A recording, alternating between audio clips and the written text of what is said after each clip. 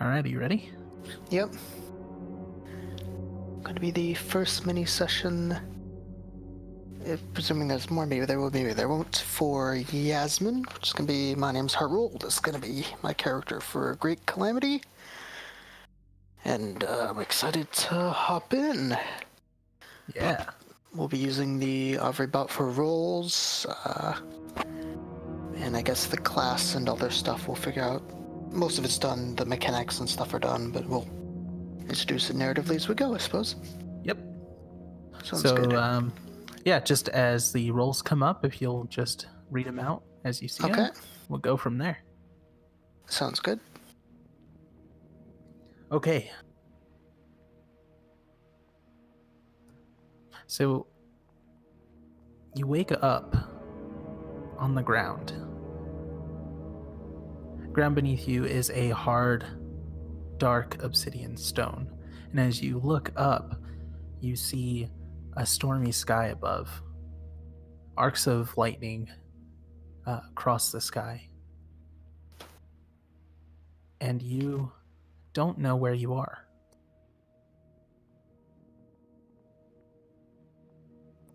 You are wearing your, I guess, nightgown? Assuming she would wear a nightgown? Probably, yes. Kind of fine silk material. Would she have her face mask on? She does not. Okay. I guess she'll slowly get up and try to gaze around. Does she have anything on her person at the moment? She does not.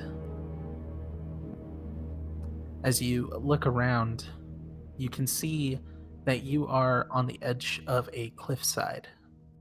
Directly in front of you is a massive drop. And as you look down, you can't see anything but pinpricks of light, as if there are stars beneath you. There is a path that leads off to the left from where you are. But other than that, there's no other way to go. Then I suppose she'll start going off on the path. She's going to try to move stealthily, I suppose, if she can attempt to. Okay. Go ahead and roll a stealth check. Alright. I believe it's exclamation mark roll. No dice to... Okay, hold on a second. Oh, no, sorry, it's C. C stealth for stealth check, apologies. And that is a 16 on stealth. Okay. As you make your way down the path, you can start to hear something. It sounds pretty ominous from where you are. So you start to measure your steps and take them a lot slower. You carefully place one foot in front of the other, keeping close to the wall. And as you start to round a bend, you notice that there is a creature just ahead of you. It seems to be eating something, and it crouches a little bit. It is in this alcove that's kind of set into the mountainside that you're on. Can I try to identify what kind of creature it is? Like, what are its features? Sure. From what I can see. Make a survival check. Okay.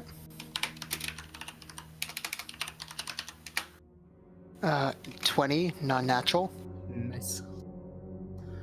As you look at the creature, it's hard to tell. You see several appendages that lash outward as if they are tentacles. And the creature itself looks to be a very dark, inky black color. And it's really hard to make out much of anything because the sky is so dark.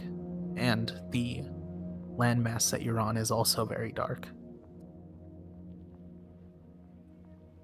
Just past the creature, you can see that there is a bridge that crosses a large chasm.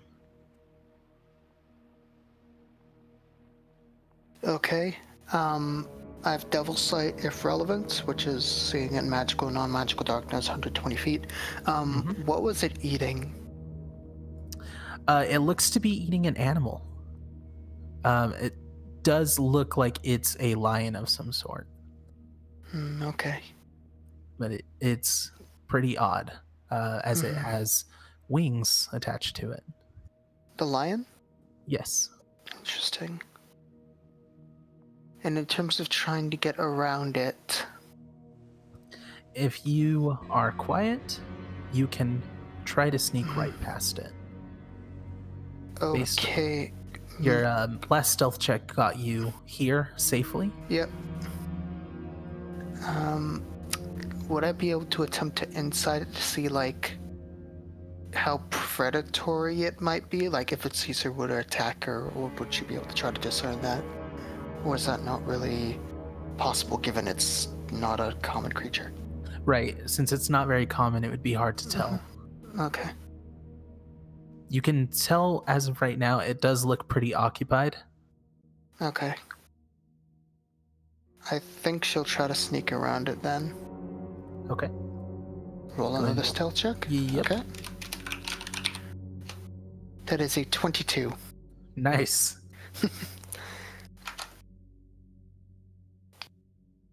As you step around the path and continue just past the creature, you can catch the vague sulfuric odor that's coming off of the creature as it feasts. It's letting out a very strange clicking sound as it eats, and unsettling sucking noises. Very nightmare ASMR style. And you are able to successfully get past it. You are able to breathe a sigh of relief as soon as you reach the opposite side of this opening. All right. And just ahead of you is a bridge. Is there anything below the bridge, like on the lower level? As you look down over the edge, just past the bridge, it looks as if it's just barely holding on to the side of the mountain here. And you can see nothing but a void beneath. Okay, she's going to move across the bridge. She wants to do so carefully. She doesn't want it to risk breaking. Okay. Do we need to make a roll for that? Let's do... Acrobatics? Yeah, that's what I was just thinking. Okay.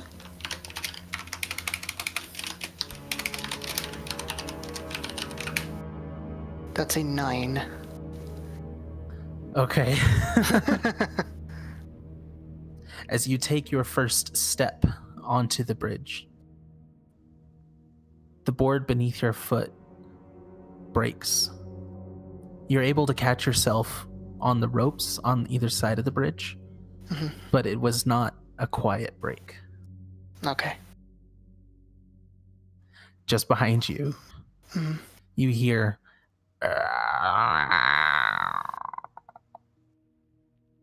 and the sound of something starts to approach. So here's a fictional position question. She can use Awaken Mind, right? Like, I presume it's something I can attempt to use in this situation. To try to communicate with it? Sure.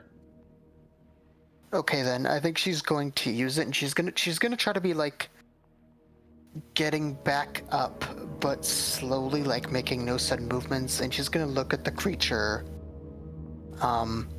If relevant to language, she knows Common, Undercommon, and Deep Speech and Elvish. I believe that's what it is, yes.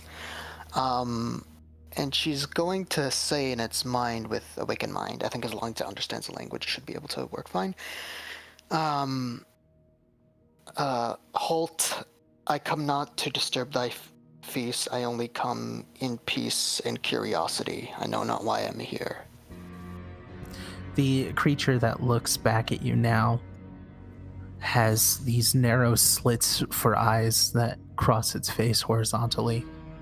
And you can see that there are 3 separate mouths on it, all at different angles with very sharp teeth inside of them. And as you say this, it stops. And it starts to approach you again. It doesn't say anything back? I don't think they can communicate back to you, can they? I think we talked in DMs how, like, for the sake of flavor, we could have it 2-way. Gotcha. Correct me yeah. So that's, if it wants to, it can, I suppose. Okay. Okay. Can I try to oh, go ahead. Oh, sorry. I was just going to say, I think it's not going to actually respond to you. Okay. It just continues to lumber forward. I think she's gonna slowly make her way, like, get up carefully, try to make her way backwards, taking slow, careful steps. Doesn't want to break in more of the bridge. Can you try to read its, like, intent, or try to, with the way that it's moving as she's doing this? Go ahead and make an insight check on it. All right. That's a 21. Okay. You see 2 very muscular legs beneath this thing. And it does appear like it is about to pounce. Okay, she's going to try to get ready to dodge. Okay. And you are backing up onto the bridge, is that right? Yes.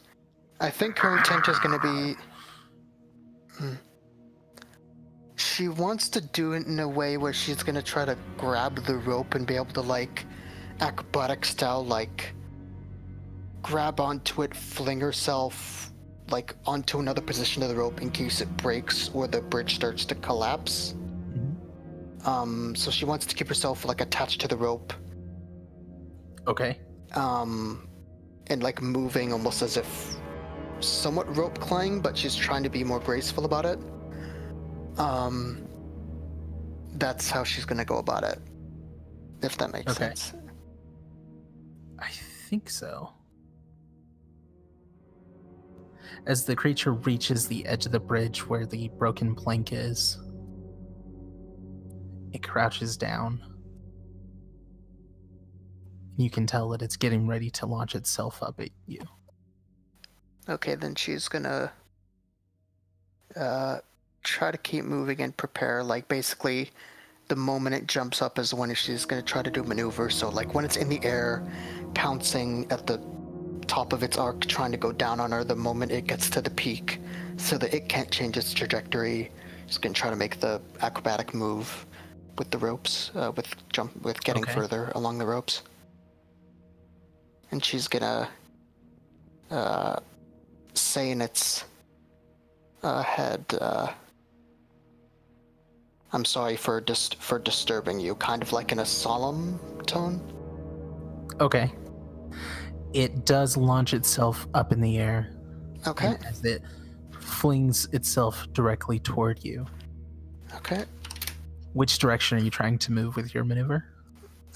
Towards the other side of the bridge. Okay. Like, the way that she was originally going. So that if it collapses in half, then she's gonna fall towards the way she was moving. Okay. And she's gonna try to use the ropes as like a anchor of sorts. And I'm rolling acrobatics. Yep. Okay. Ooh! That's a nat 1. Oh boy. Okay. Can I, as a reaction, cutting words if it has to roll? It is not actually going to roll. It's not exactly trying to hit you at this point. It's just trying to get closer to you. Oh, okay. Makes sense. So, if on that one, my perception is like, it fails, but maybe like she just, what's the word? Does she like just fall onto the bridge? Yes. As you try to do this maneuver, you will you'll flip and fall just directly onto your back. I guess onto your back. No, they The should kind of creature meep quietly. lands. The creature lands just feet away from you, Mm-hmm. and it inches forward. And in reply to your last statement, let me touch. I And think you can. Sorry? she'll blink and then she'll nod, like reaching a hand out very slowly. And you feel one of the tentacles touching your hand. And it slowly wriggles its way all the way around your hand, over your palm, back onto the back of your hand, and starts to inch its way up your forearm. And she asks in his head, "What are you doing?" Like, trying to remain calm in tone.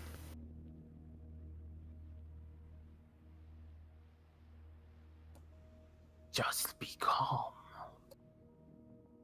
And these words are triggering. As you look up, you see a half-elven boy staring back at you.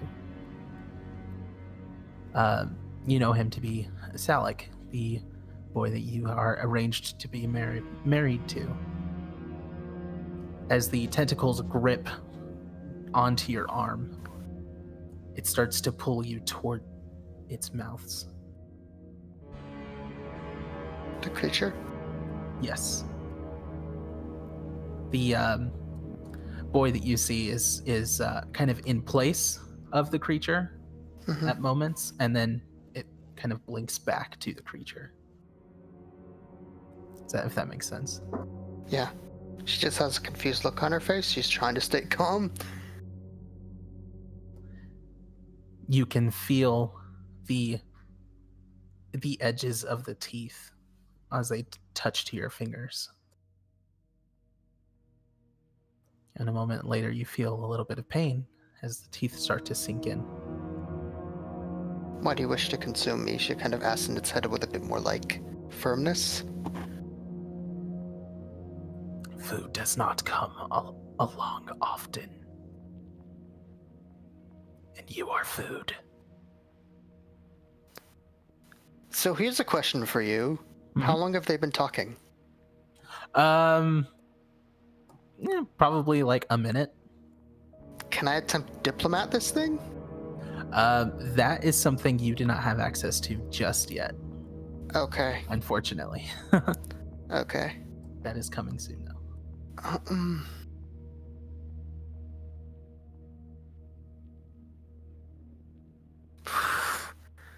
If have you not been up ahead, there could be better food and better resources for both of us. If you let me go, we can try to travel together. Your hand has now disappeared into its mouth, and its teeth are moving up your arm. I will find food there as well. Alone. Can you try to get away from it? Yeah.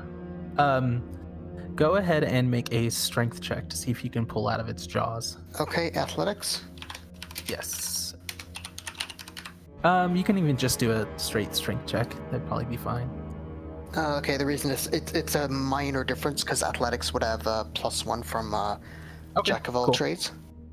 Gotcha. 15. Okay. As you pull your hand back on it, you are able to get the majority of your arm out of the creature's mouth, but you do see that much of the skin on your arm is now missing. It strikes you as odd because you don't feel as much pain as you would expect. And as you pull back, the creature is forced to take a step forward. Mm-hmm. Is she still on her back, or is she like standing up now? She is, I think, kind of getting up position. Mm-hmm. Mm-hmm. So almost up at this point. Yeah. And the creature is going to lash out 2 more tentacles in your direction. Okay. Can she try to dodge them or not really? Yes. Okay. Do you want to use? Do you want to use cutting words? Yeah, that'd be fine. Yeah, sure. And I think she's gonna, like, say in deep speech, and maybe she doesn't fully understand what she's saying, but she says, "Get back, foul creature, you know not who you are dealing with." Okay. And that's a minus... That is I believe it's a minus a d6, yes. Okay. Go ahead and roll that. I'll check cutting words just in case. Currently it has a 13, so... Okay. So then you can expend a reaction to use Bardic Inspiration. Okay, yeah. And just checking. Okay. So you can use the feature after they make the roll, but before the GM determines whether or not it hits. Okay. Okay. So that's 2 less, which makes it an 11. Right. And base AC is 10 plus Dex, right?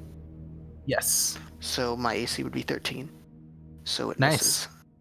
So these tentacles lash out at you. They graze the edge of your skin, but they are not able to actually grab onto you.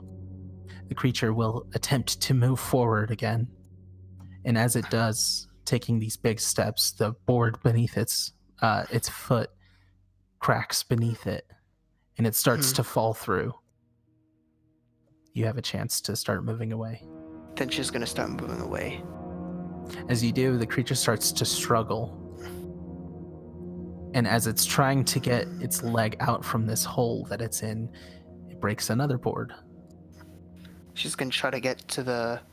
She's going to try to, like, have light steps, but she's going to try to move faster towards the end of the bridge, the direction she was going originally. She doesn't want to break boards, but it's like she thinks that it's going to... It might be start to get structurally unstable enough if it goes for the ropes to grab them. Mm-hmm. So... Okay. Can I try to prep an action where if the bridge starts to break at acrobatics to try to, like, if I don't get to that outer part of the island, I could try to make a jump for it? Sure. Okay. Okay. As you are running, you hear the creature thrashing behind you. And you start to hear the twangs of the ropes snapping. And you can feel slack on the ropes and on the bridge beneath your feet. And you're only just under 10 feet away. Then she's going to try to make a jump for it. Mm-hmm.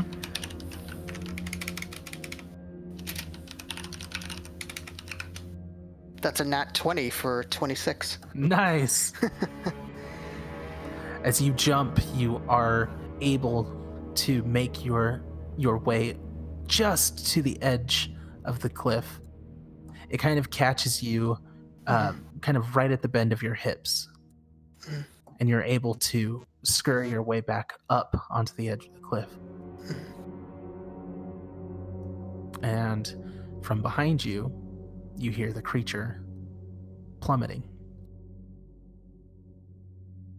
Then she's gonna look back towards where the bridge was.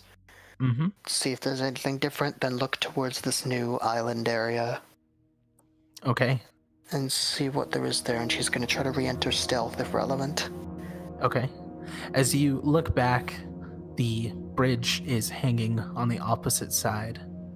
And as you look down into the chasm, just as before, you see nothing but pinpricks of light. Turning back around, you see the path continues straight ahead. And it remains a perilous path on the edge of a cliffside. And there's not much more of note right here. I guess she'll keep going. Okay. Try to be careful in step and careful in stride. Try to be quiet if relevant. I can roll stealth if you need. Yep. Go ahead and roll stealth. All right. That's a 24. Nice. As you continue forward, you note that there are spots along this pathway which require a little bit of a hop to get over, where the pathway does not meet across, as if the rock beneath your feet would have fallen at some point. As you come up to a stretch of path ahead of you, you feel something on your shoulder. She's gonna slowly look over her shoulder.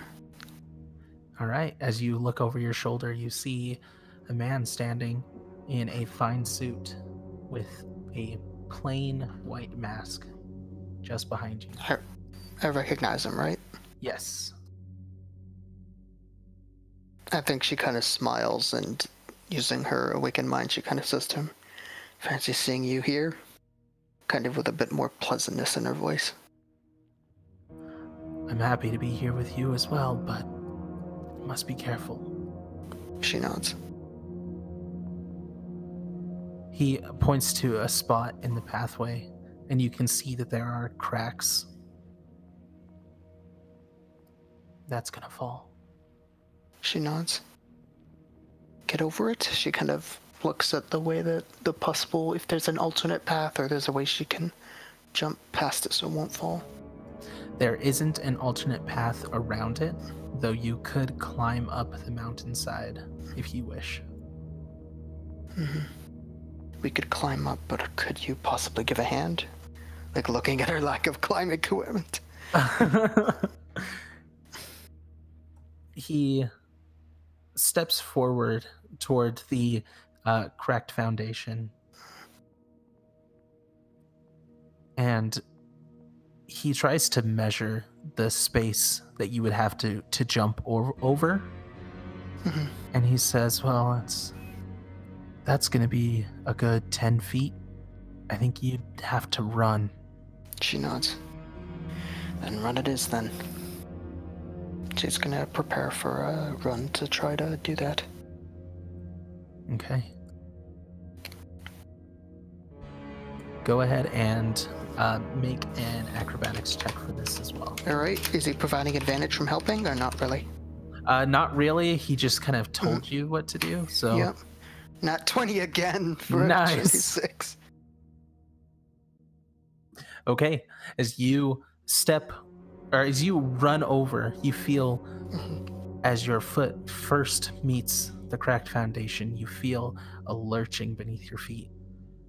And you continue to push forward. You stop for nothing. And you find yourself on the opposite side, and you can hear rocks tumbling behind you. As you turn back to see where you came from, the man is no longer standing there. He kind of smiles and offers like a small wave. Maybe even bows her head a bit and thanks. And then she's gonna look towards this area now. Okay. As you look toward the space ahead, you see that the pathway kind of leads into the face of the mountain, away from the cliff's edge. Alright, she's gonna try to use the wall as cover and be careful and keep moving. She had the good stealth, so. As you round this small corner, you see a very, very tall looking door. It Interesting. looks impossibly tall, you know, about at least a good 50 feet tall.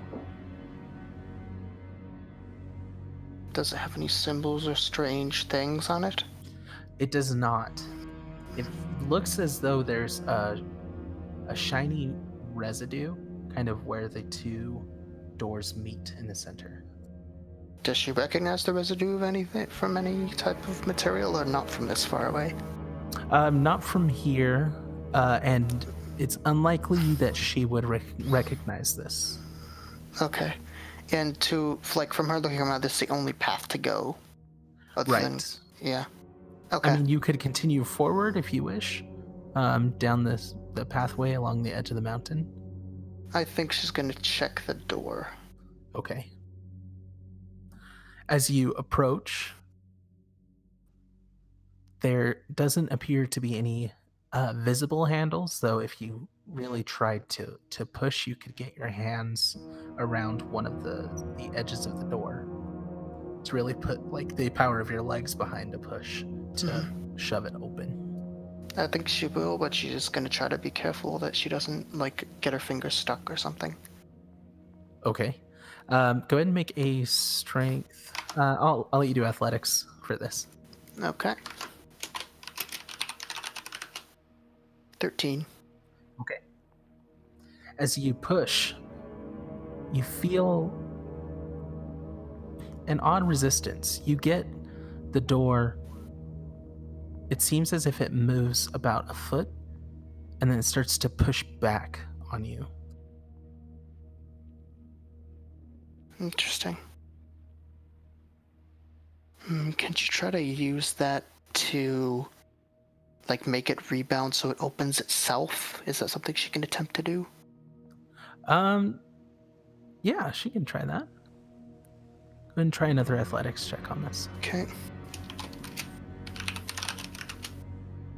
Ooh, that's a 3. Probably not. Okay. As you try again, you can kind of feel your feet skittering out from beneath you, and you're not getting much in the way of movement on the door.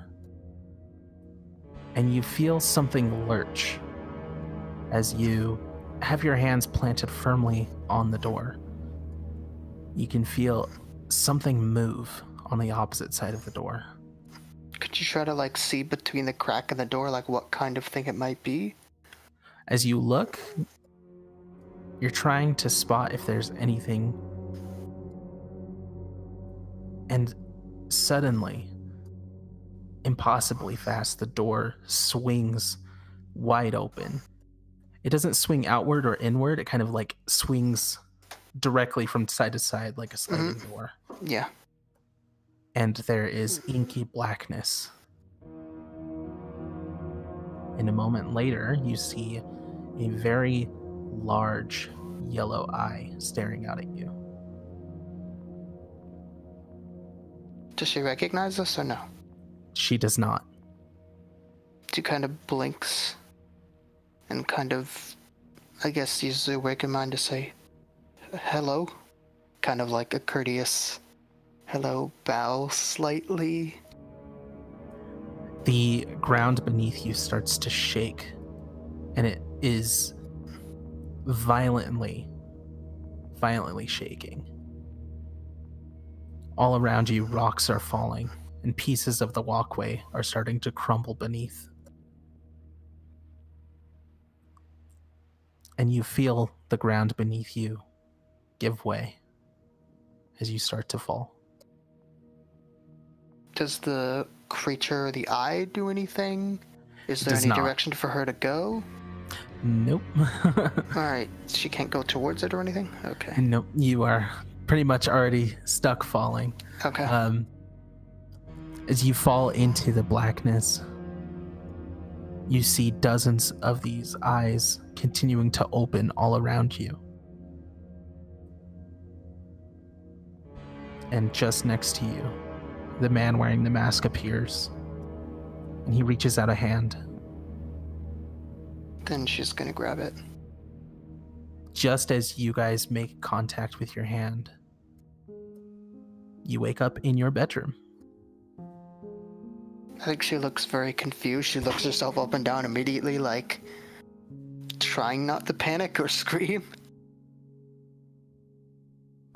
Just, like, take a few breaths to calm down, look herself over, look around the room.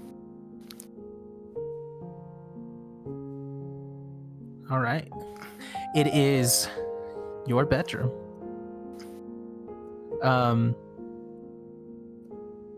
What would your bedroom look like? I think it's kind of like silk covers on the bed. It's like a very large, almost kind of princess bed, with kind of like the almost blinds type thing at the front. I love it. Yeah. And she kind of slowly gets up, opens those kind of blinds in front of the bed, and shakes her head a bit. Her hair's a bit of a mess. As you reach out and you move those curtain-esque things aside, you notice some of that residue is still on your hand. She looks at the residue and like tries to study it and see what it could be. Could you try to recognize it or? Go ahead and make a nature check. Okay. Nature Arcana or just nature? It's just nature. Okay. That's a 16. Okay. It's hard to know exactly what it is or what it came from, but you do know that it is very thick, like a mucus. Okay. I think if she has like an empty bottle like that she used for ink or perfume or something, like an empty one, she's gonna try to put it in there if it comes off. Okay. Yeah, sure, you can find a perfume bottle in here. Okay. Does it come off or not really? It will, you'll be able to get a little bit of it into the bottle. Okay. Then she'll close it and try to, I guess, get dressed as and ready as normal. She's gonna, well, first of all, look outside, see how late or early it is. Okay, it appears to be early morning. The sun has begun to rise, and it seems like a standard, typical day. I think she'll kind of nod to herself. Try to think about, like, does she remember what she was gonna do today or not really? About how old is she?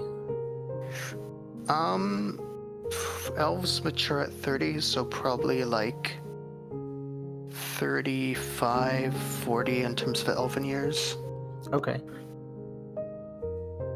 So And probably like young adult, starting to be like full adult at this point. Okay. There is a knock at your door. And I think she's gonna, is she dressed at this point or? Yeah, sure. What is she wearing today? I think she kind of has a casual, let me find the art for it, because I have art for it in the, one moment, I'll find the exact outfit. Whoops, no. It's a kind of, what's the word? Ah, here we go. It's kind of a bit of, here it is. A bit of, there it is. Okay. It's kind of, English brand, it's kind of, it's a bit like a Victorian kind of blouse almost. Okay. It has kind of a bit like baggy leggings, bit of a kind of styled skirt. There's kind of a corset style top, with kind of a bit feathered patterns on each of the shoulders.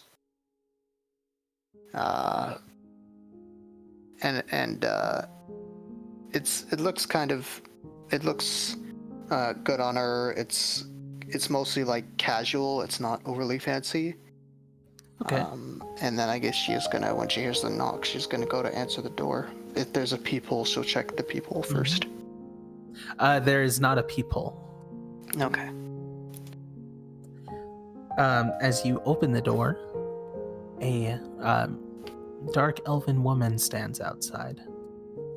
And your mother looks back at you and says, "Well, it's about time you've decided to wake up and join the world." She kind of smiles and bows her head. Hello, Mother. Trance well, I hope? Yes, always. She nods. One does not stay looking beautiful without a good trance, right? She smiles at that and nods assent. Right. Would you like breakfast? That would be appreciated, yes.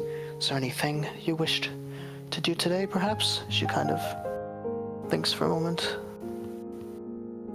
Well, I was considering heading down to the market. Of course, you're welcome to join if you can break away from your craft project.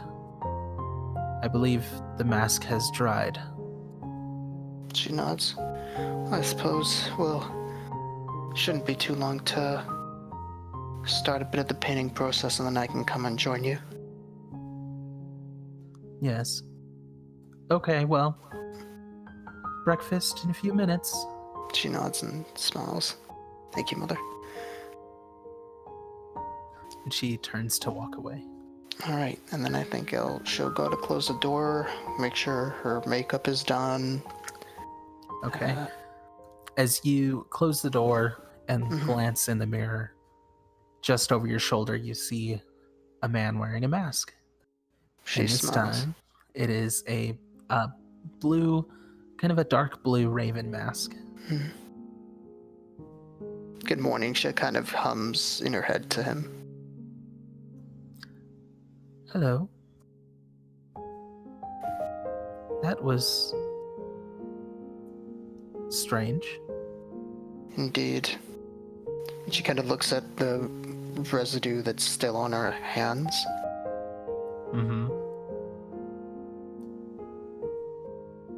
You might want to get that off.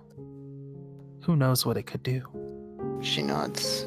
I guess she'll try to get it off. Tried to get some of it off earlier, but she kind of blinks.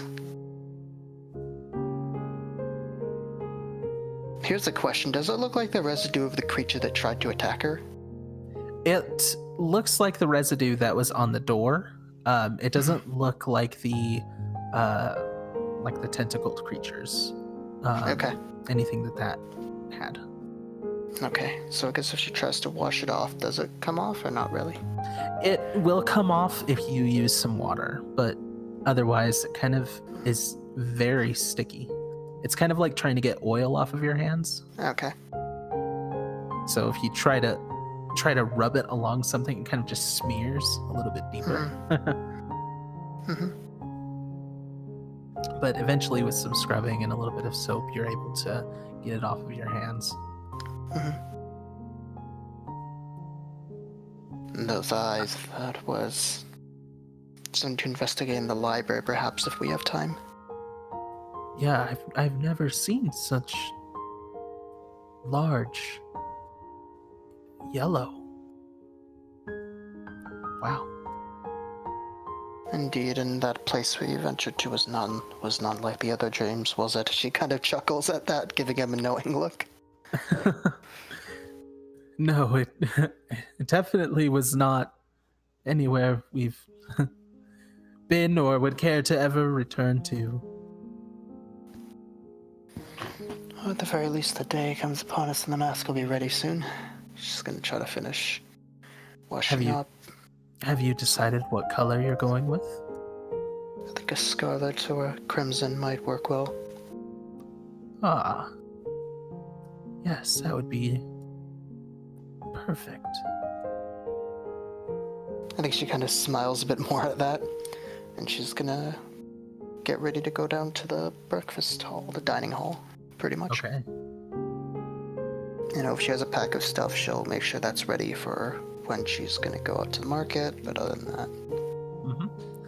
that... Just as you reach the door, you make one last glance back at the mirror, and he is standing there. He gives you a polite bow. I think she'll return the bow. And as you open the door, he vanishes. And I think she'll close and lock the door behind her, and then head down to the dining hall. Okay. As you pass the dining hall, you pass a room which has... It's kind of your craft room. There are plenty of paintings kind of scattered all over the place. Some easels on the floor, some hung up on the walls. Many of them depicting a masked man. And one oddly depicting yourself in a very lifelike style of painting. Interesting. And your mother brings this one to your attention very often, always asking, how did you manage that? There are no mirrors in here. Does she remember? She remembers just standing still in the room and watching the brush as it moves. I think her answer to her mom would be that she didn't know, because she would find that weird, but... Mm-hmm. It just appears to be so delicate, so much care in every stroke. You've got a real talent there. She kind of bows her head and thanks. Thank you. I learned from the best. She kind of gives her a nod. As you pass this room now, you spot on a table in the center of the room a mask that it does appear to have dried. It's almost like a paper mache style mask. Mm-hmm. A little bit nicer, much smoother. And it is just sitting on the table. Would it take long for her to start the painting process? She doesn't want to miss. She doesn't want to be late for breakfast, but. It's kind of up to you. You know that if you get started to probably put on a coat, you will probably be here a good 10 minutes or so. I think she's gonna go have breakfast first and then do the mask. As you pass along the main entranceway, in the reflection of one of the windows, you see the man standing. And he beckons to you and kind of points to his head. And she'll look. And he kind of, you can see his mouth, and he's like moving it, but you can't hear him. Oh yeah, she's gonna try to talk to his head. Yes, she kind of says with a cheery tone in his head. It's so perfect. Don't you want to go and paint it now? She kind of feels herself like blush a bit. Yes, but she kind of thinks for a moment. I suppose the family would understand, and, well, best not let creative inspiration go to waste, She kind of raises her eyebrows at that. And I think she's gonna almost like wave a hand as if beckoning him a bit if he wants to come along, and then she's gonna go to paint it now then. A broad smile crosses his face, and you hear, "May I always lead you to temptation." I think her blush grows at that, and she kind of bows her head again. All right. So you will spend approximately 10 minutes here painting your mask with whatever you said, scarlet paint. Yeah. Okay. As you are finishing the last strokes from behind you, you hear,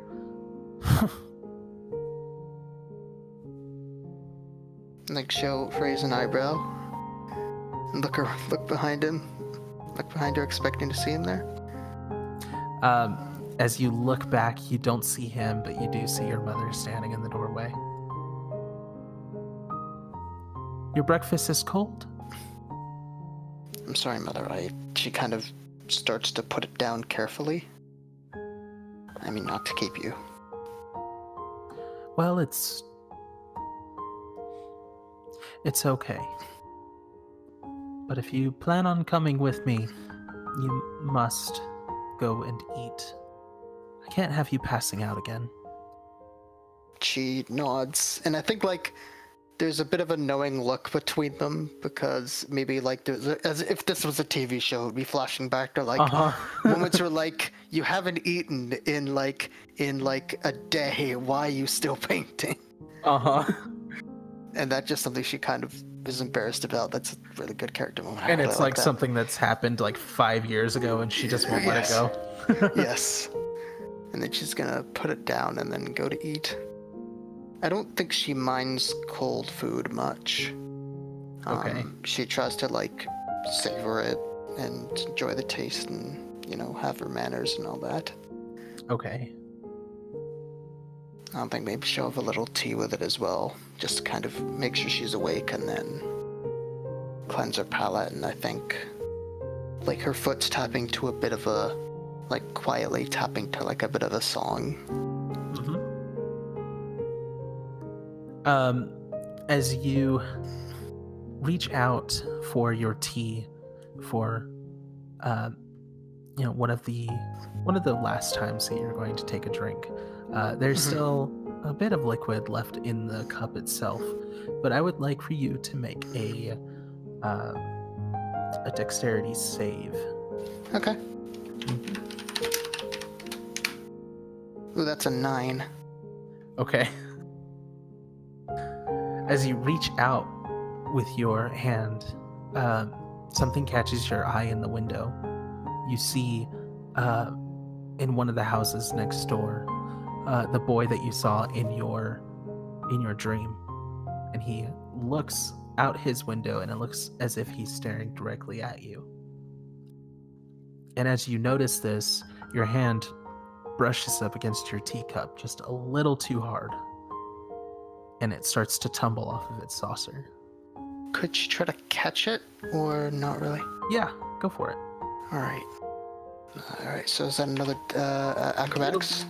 Another dex save. Dex save? Yep. She wants to try to prevent liquid from spilling if possible. Okay. That's an 11, so not awful, but not amazing. So she got some of it to not spill. As it starts to tip over, you can see where the liquid is about to spill out onto your mother's favorite pristine white tablecloth. Naturally.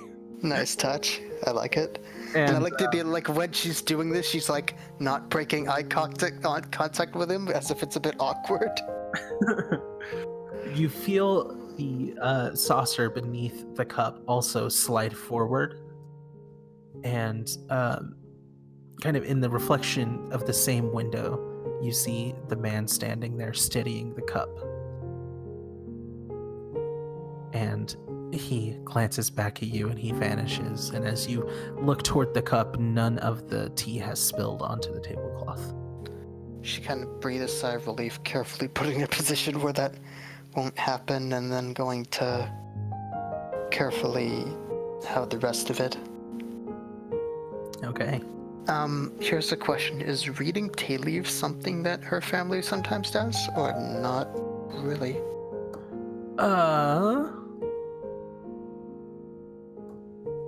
I don't know. Because I don't know how I would do that. So I mean, you could do a religion check. That's the first thing that comes to mind. I think maybe there are some days when she does it. It's kind of like a habit, maybe. Maybe that's something that one of her friends did when she was younger, and then she kind of picked up on it as a habit. Okay, I'll let you make a religion check. I'll just need you to let me know kind of what you're trying to glean from this. I guess her main thing is trying to find if there's an omen for the future, because she had this weird dream. It's what's going on? And then it's it feels like an anomaly, so she's trying to get some kind of glimpse of the future, a glimpse of what that dream may have meant. If that makes sense. I have no idea how tea leaf reading works, so okay, me neither. We'll go with it. I like it though. It's a cool. That's not 20 on religion. Shit. Not 20, of all the time 21. You had to get a nat 1 so I could say, "Oh, it didn't work. Darn." I mean, maybe she. This is the me trying to think outside the box. Maybe she sees it and there's a flicker of. She sees something. A vision. Yeah, like a vision of a dreamscape or a daydreamscape for a moment. All right. As you stare into your teacup, the vision that pops into your mind is of you once again falling. But this time, as you look around, everything around you is a bright white. As you look down toward your feet, you see a very large tree approaching you, or that you are approaching. Can't you try to grab it, or it's more like that's the vision? It's the vision. So it's incredibly large, and you are still several hundred miles up above it. And she can But- like, does it seem like a special tree or? It is. Make a history check. Okay. History. 20 non-natural. All right. You recognize this from your homeschooling and geography. You've never been to this place before, but you've heard of it. It's a town called Oakhart, and it is built in and around a gigantic oak tree, and you see yourself plummeting toward it. And as you get closer and closer to it, the vision ends, and you are left with an empty cup of tea. I think she just blinks, glances outside the window for a split second with like a slight shrug, glance back to the tea, and then finish her breakfast. Okay. It's kind of like, oh, okay. She knows what she's gonna paint next time.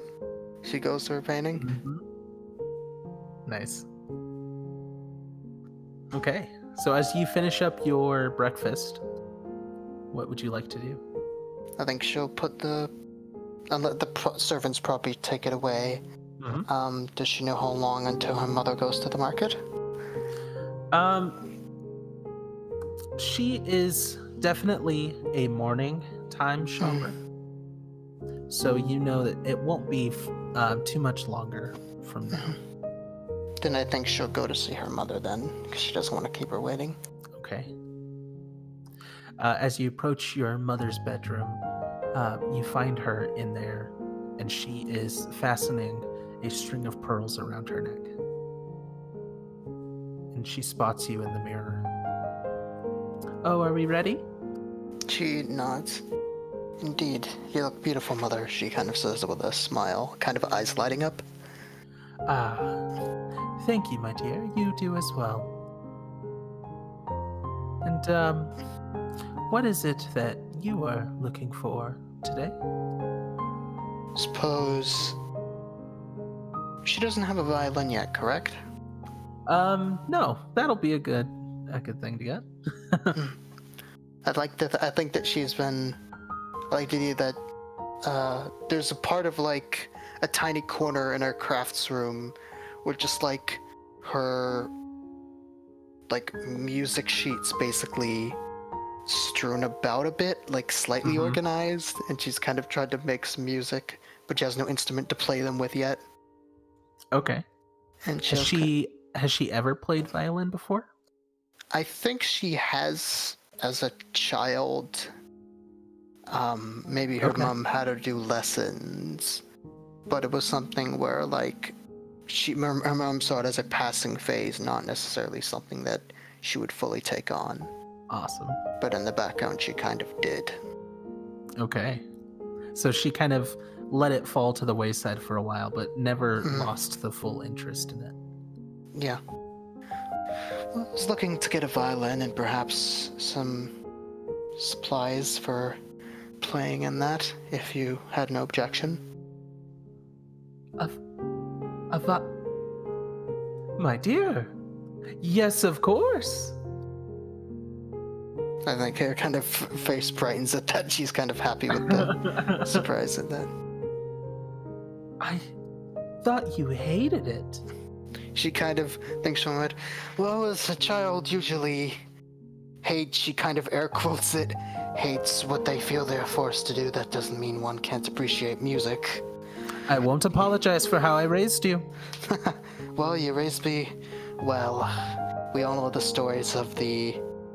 She kind of pauses looking for the right word. Less than stellar families that Auntie sometimes gossips about. She smiles at you. Good answer. She kind of nods and like with a knowing look. Right. Well, shall we go? She nods. And then she's gonna... I think she's gonna, like, as they walk and start heading out, she's gonna ask kind of my mind, how be Salik's family doing? If you not mind me asking. Well, I believe they're doing fine, though. Shouldn't you know? Don't you see him often? I do, yes, but I think she kind of looks for the right words. He is not always one to wish to talk about family. It's perhaps a bit... She looks for the word. He seems to be one for looking for personal time, which is no objection, of course. He's lovely, but he sometimes brushes such questions off. But his mother is lovely, and she makes good tea and is nice to converse with, but I suppose he is a bit... She looks for the right word, stubborn, as men tend to be. She kind of slows in her walk. Personal time, huh? Now you know that is not to happen until after the wedding. She nods. And I think that she kind of sighs at that and says, it's more so nothing romantic, I suppose. It's more sometimes Hincis's mother leaves the room and such things. She kind of scoffs a bit at that. But he hasn't been... She kind of looks for that word. Overly forward, I would say. But of course, she kind of like nods, like knowing she doesn't want to make a mistake. Mm-hmm. Though here's a question for you. Has he been like overly forward with her sometimes? Yes, he has. So should I roll a deception here? Sure. So the intent, I'm just going to clarify her intent. Her intent is that like she wants to be pleasing, but and she wants to do the proper decorum. Yes. But she is not like intentionally wanting to hide the truth from her. She's like trying to be as polite as possible. Though I would make an argument because it's her mother, would I have disadvantage? Because her mother would know her well. Yeah. I think that makes sense. So for disadvantage, 12. Okay.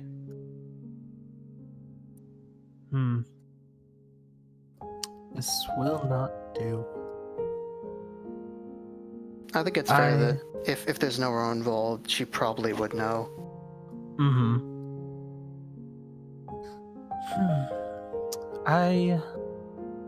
Well, I can't speak to his mother. That would be terribly awkward. She nods. You know what? Let me think of it. Let me think about it after I've got a clear head. After I've got more pearls around my clear head. She nods and smiles at that. Of course. Nothing like some violent practice as well to clear the mind of that. Right.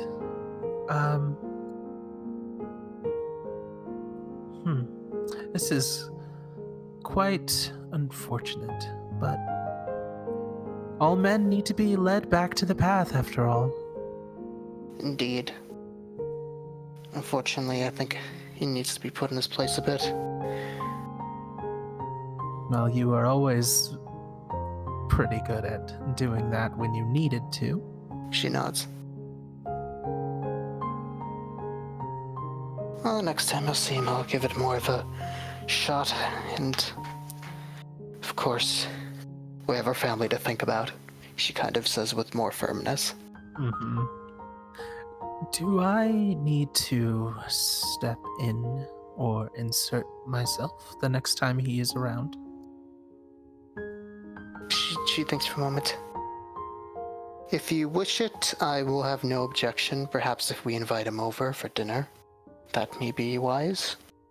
And if you were to perhaps leave us alone in the room, if you could have a servant or someone watch, that could be a test of sorts to see if how he acts when no one's watching. That might be something to aid us in terms of fixing this. Right. Well, Better sooner than later. I will arrange it for tonight. Wonderful. She kind of smiles at that and offers to like hold the door open and all that. As you guys make your way down the streets of Cloudcross, you find yourselves in the market district.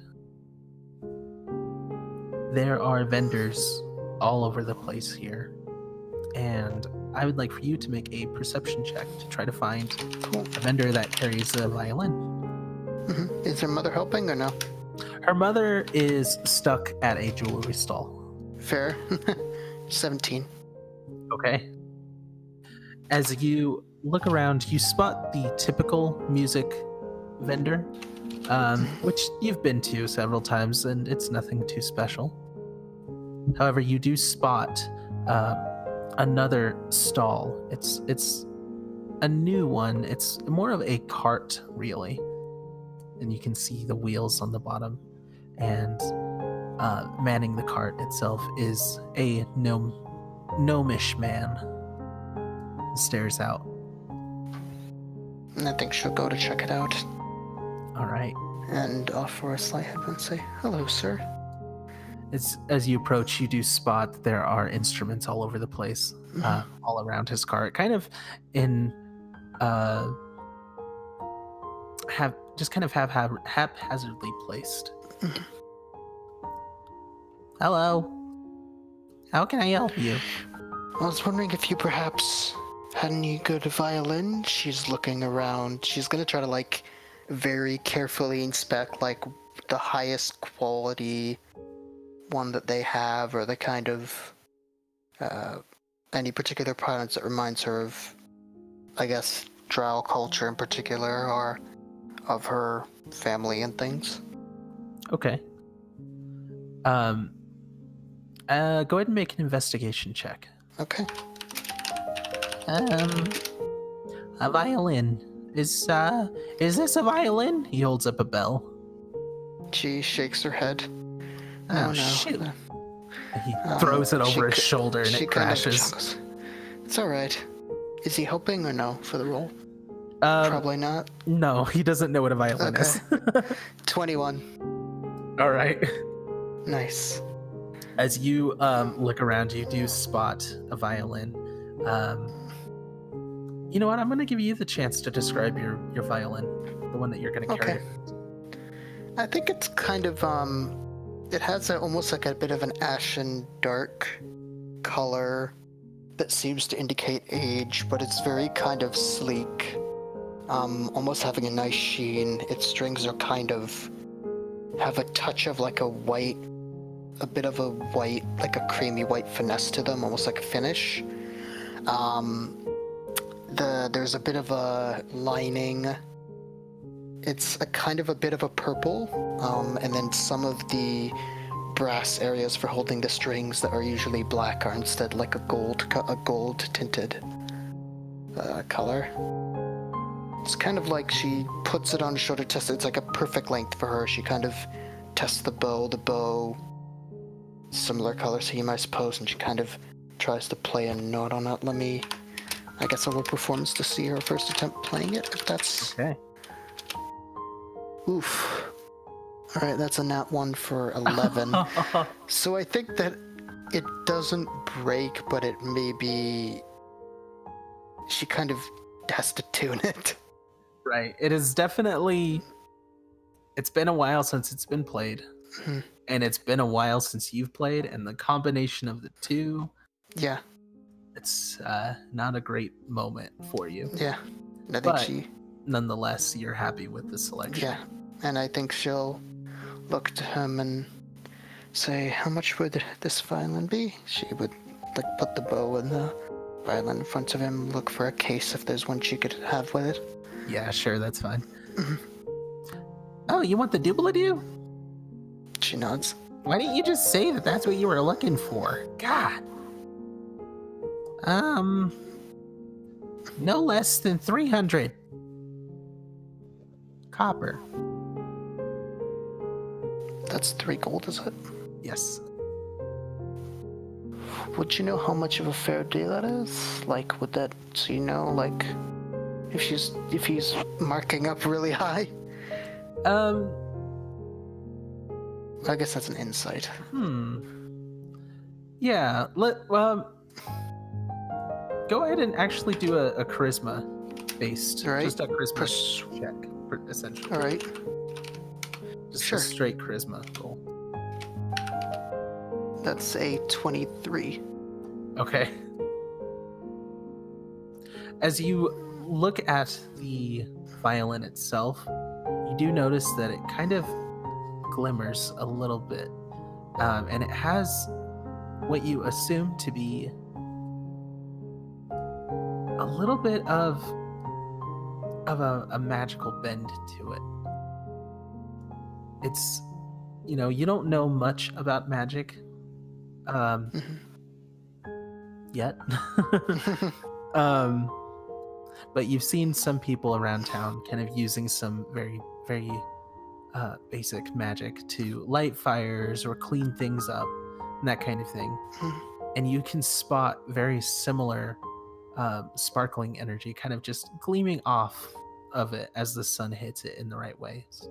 And with that included into it, you think this is a steal. Then I think she'll pay the 3 gold and say, "Thank you, sir." She kind of bows, pays the 3 gold, and then carefully packs it up in the case and all that. All right. Pleasure doing business with you, sucker. I like how it just says that out loud. And I like that she gives him like the most friendliest of scowls. Where it's like at the corner of her mouth. I like to like maybe this is the time when her mom comes. Does her mom hear that? But like she gives him like a friendly smile with a very tiny scowl, and it's like if you were to look in a mirror, you could say, "Oh, that's something her mom did," and she kind of picked it up from her mom. Nice. He's gonna look around. Well, this is a failed business venture. I must try a new one. And he steps down off his stool and just walks away from his cart. Perfect. Yep. And you have now met Gobi the gnome. He is a recurring character. NPC. Yep. I like to do that. Like it just cuts to an alleyway and like a guy in a hood is there, like, "Hey guys, free real estate." Just like then, like later on, the cart's gonna get raided, but turns out they're all every instrument except this one's a fake. Right. Perfect. And I think she's gonna go to find her mom at the jewel vendor. All right. You do find your mother, and she is trying on sapphire earrings. And as you approach, she turns to you and she says, "What do you think?" I think she's gonna look at them carefully. She's genuinely gonna like see how do they look with the rest of her. All right. I'd say it probably complements her pretty well. Especially the pearls and all that. I think she smiles and says they look beautiful, complimenting your pearls well, and they look worth their price, definitely, she kind of says with a nod. I was thinking the same thing. She looks back to the person running the stall. I'll take them. And as she goes through with her transaction, she looks over to you and spots the violin. I see you found something. She nods. Quite a good price, still, in my opinion. Though the vendor did not seem the most experienced, she kind of says with a slight chuckle. We're looking forward to practicing with it at home, she kind of says with Yes, I look forward to hearing it, especially if you feel you may be comfortable enough playing at dinner tonight. Her eyebrows go up. What a magnificent idea. I would love to. Right. Well, we'd better get off. I need to go and invite Salak over and... She nods. I suppose I have to invite his mother. It's only polite. She nods. And perhaps if his father is not busy with business on this day. But you never know. We shall see. She nods. Your father was always so much better at dealing with people. I wish he was still around. She kind of nods. I think curtly, she doesn't look sad about it. How much does she remember of her father? Her father would have probably been a little bit on the older side when she was conceived and born. So probably not too much. It's mostly you know your father through what your mother tells you about him. And has she ever tried to remarry or no? No, not to this day. I guess So- sorry. Then I guess she's gonna try to, head with her back unless there's anything else that caught their eyes. Nope. You guys make your way back, and as you enter into the grand foyer of your home, you look directly across the room, and you do see another reflection in the window. And the man with the mask is staring back at you. And he kind of puts his hands together in a clapping motion. I think she kind of smells and says, "Good to see you again. Suppose all those, says in her head, all your singing and all our practice is gonna pay off tonight, I suppose." She kind of gently, puts the violin case near the mirror, casually, as if, putting it down, and she's gonna say to his head, "I'll be playing at dinner, though Salak will be coming tonight." Oh. She kind of gives him, a slight, offers him a smile. "You'll be there, and I know things will be okay." And she kind of offers him a warm look. "And we have time before then, I promise." Right. Well, I do believe you should finish the mask before and wear it. It's only proper. She nods. And she's gonna, unless her mother needs anything, she's gonna tell her that she's gonna go to work on the mask and then work on the violin things. Okay. Your mother has disappeared, and she's going about her business, trying to get ready for the evening. As she does. And she's gonna go to finish the mask then first. All right. As you are painting the mask,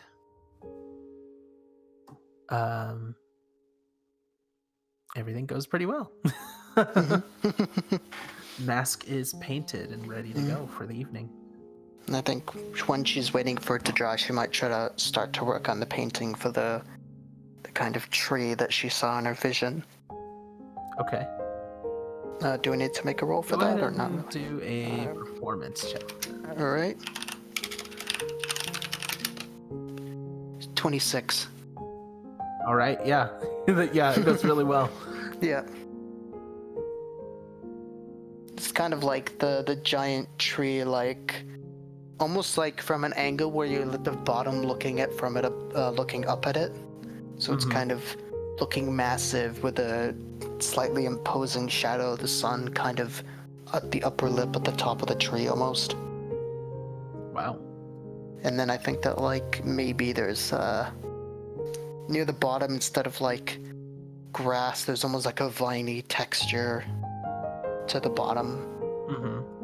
And at the the perspective trick of you look and it's a hallway, and then it's an infinite hallway, but instead it's near the bottom, it's almost like a palindromic void, near the very bottom, as if it's starting to suck it whole almost.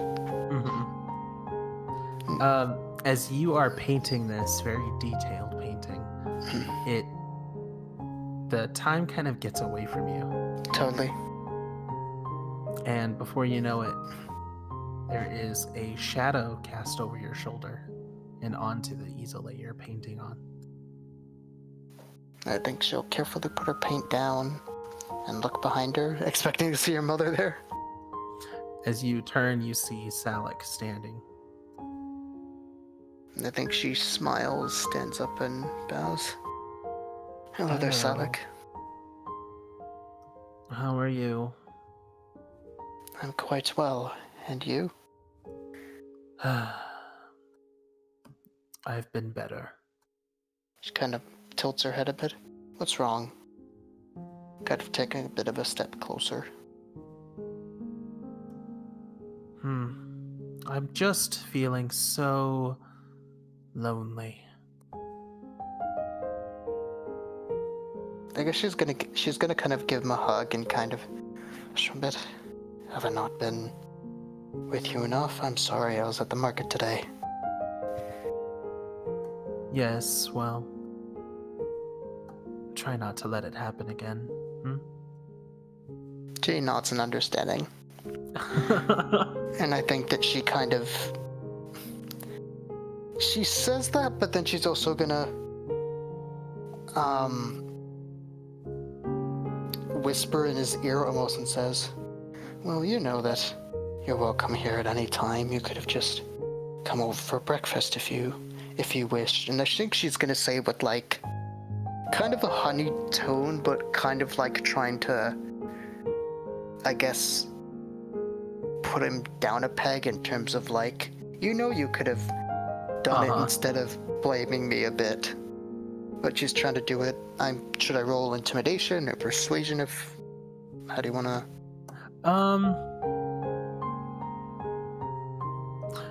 I don't think it would fall into Intimidation, really? I don't think it falls into that. not too much.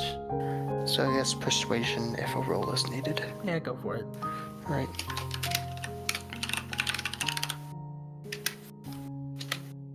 Not 20 for 30. Oh, that's guilt tricking him so hard. He kind of is astonished. He doesn't really know what to say. And then he finally... It's been a good, 2 minutes.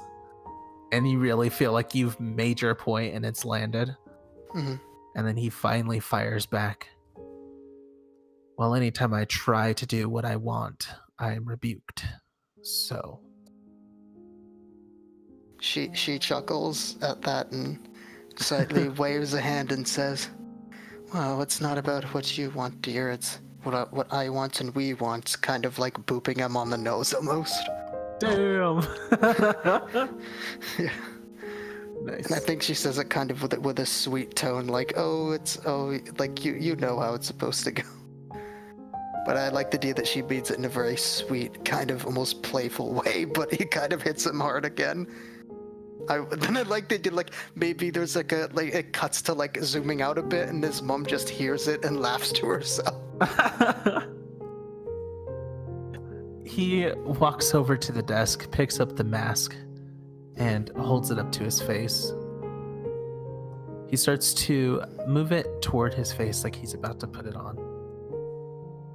And I think she's gonna pause a moment and says, try to carefully take it off and says, oh wait, that's mine. If you wanted one, I can make you one.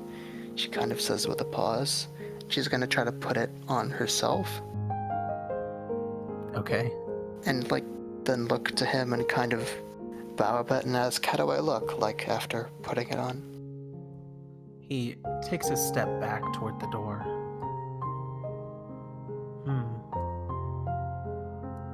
Ravishing. I like the idea that she feels herself blush and tries to hide it a bit, but then can't really hide it. Thank you. She kind of stammers. Thank you. Well, I believe we've got some time before dinner. He moves over to the door and starts to shut it. So here's the question. Does she see the masked man anywhere or no? Not right now, she does not. She can try to look for a reflective surface. Sure. I think maybe she opens the violin case and part of it's a mirror type thing, maybe? Okay. It's that's the design of it. As you hear the door click and you open the case, you see the masked man kind of shaking his head no. And I think that she nods and she's trying to think like, does she have access to? No, she doesn't have access to spells, and she's Not just yet. Yeah, she's gonna look at him and says, "You know how it's supposed to go. We're supposed to wait till further along, I suppose." She kind of offers a smile at him and kind of moves towards him a bit. Yes, but what we're supposed to do and what we do are two separate things. And I've been encouraged to do what I please. And then he kind of raises an eyebrow, like taking his hands and starting to dance a little bit, I think. Almost to like distract him. As you reach out and kind of grab his hands to try to dance playfully, you are rocketed back to your dream as his arms grasp onto yours tightly and start to move Interesting. up. Now, none of that. And your eyes kind of search the room around you, and you spot a reflection in the doorknob of the masked man. And you can see his mouth is wide open as if he is screaming. And I think she kind of tries to. There's like I like that like the world kind of starts to feel smaller in this moment. Mm-hmm. And I think that in her head she says, "What do I do?" And she kind of like. She's starting to go into fight or flight mode and says, like, I think in her head, like, a string of thoughts start to go. If I can distract him, try to dodge out of the way and get out. No. Or we can make enough noise. We stop him now. This is never happening again. Kind of stammers and she's like, what? And the vision in your eyes starts to blur. And inside of you, you feel a warmth as it kind of blooms in your chest. Do it. What do you mean? She kind of like is trying to understand what he means. He is nothing. He is not important. He is only here to cause pain. Stop him. So the main thought in her head is how? Like that's a big question mark in her head. So if she wants to do that, like is that like following a certain feeling, whatever that feeling in her stomach is? Yeah.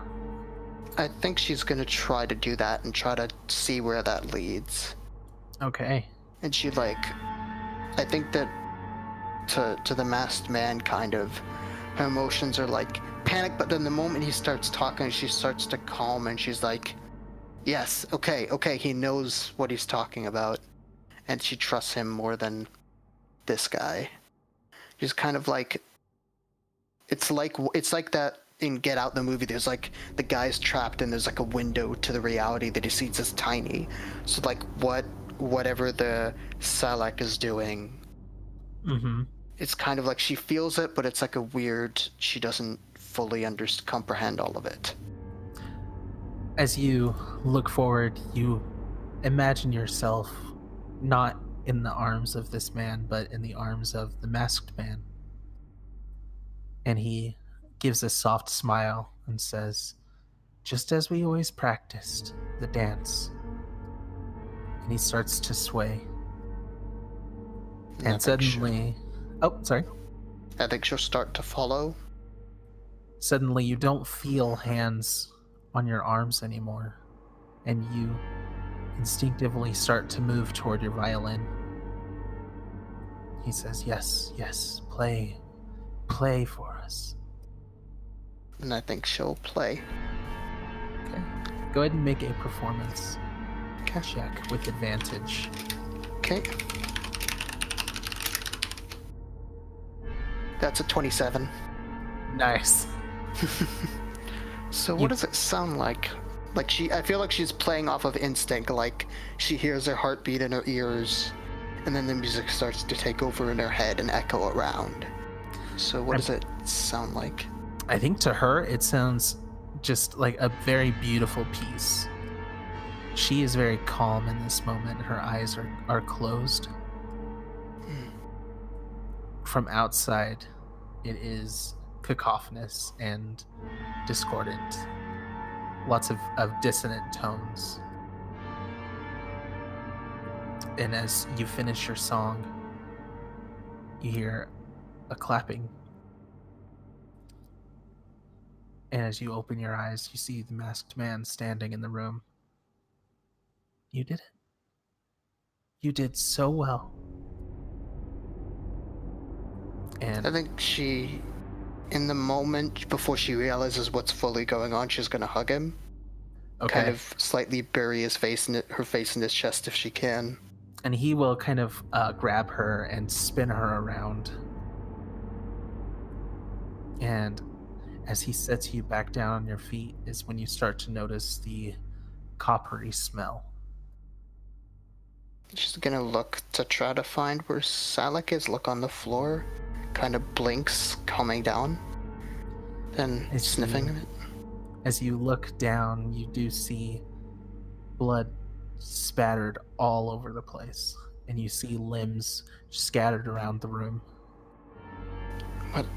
What happened? She kind of asks to him in her head, mouth slowly going open. You did it. You did so well. You stopped him. I think, what do we do now? She kind of like, in like a slight panic, but then in a slightly more panic says, "You'll stay, right?" Yes, I'm going nowhere. We're in this together forever. She kind of nods twice. Oh, okay. Don't she worry. Kind of smells a bit. It's going to be okay.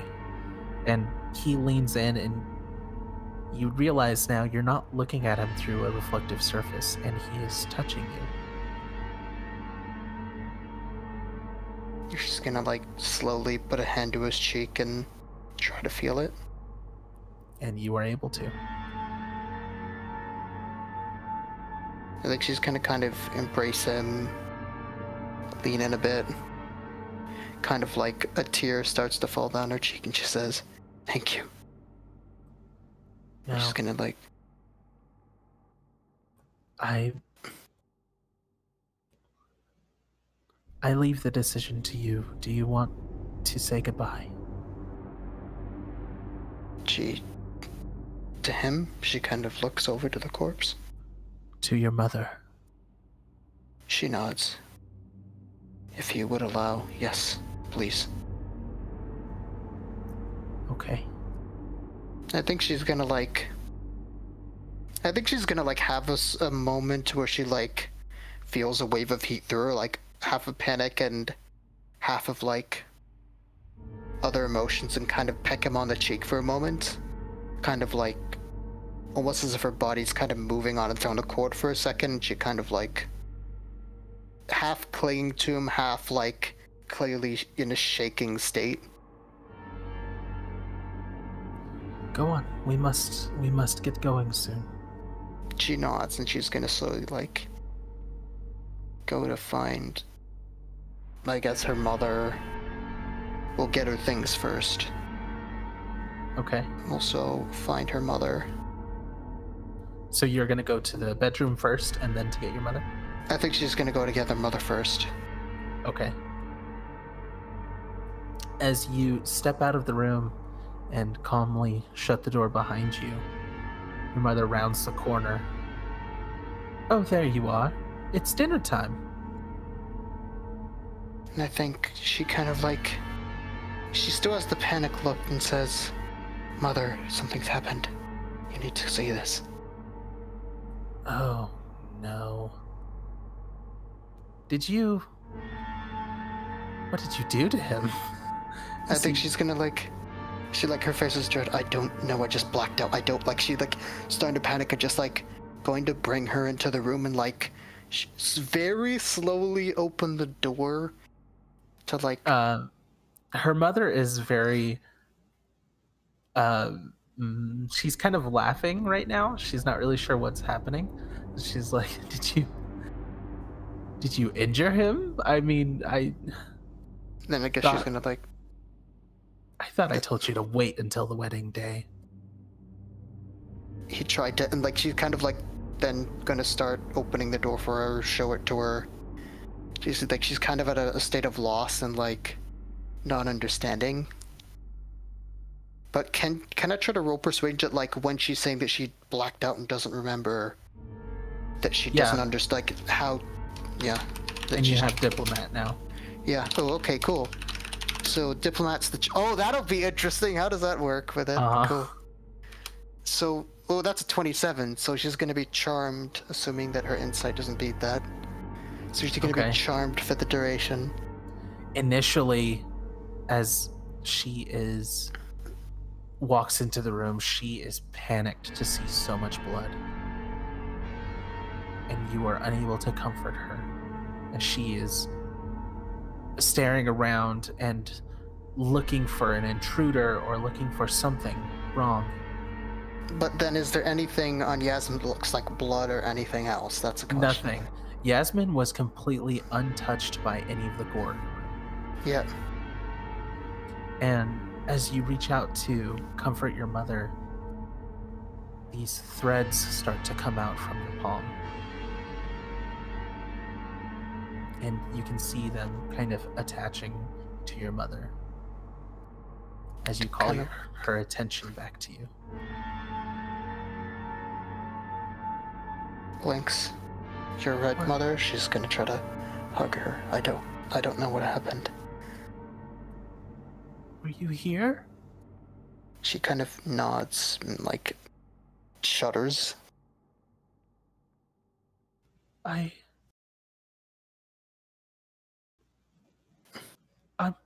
I don't know.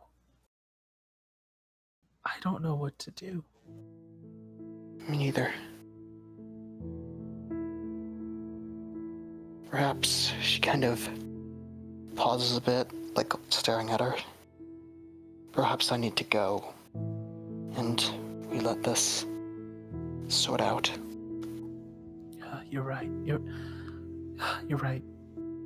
It was an intruder who found him and did this to him. That's what happened. She nods. And you know how assassins are with magic and techniques. He tried to lock the door on me, but then someone else found an opportunity with that. She kind of scowls.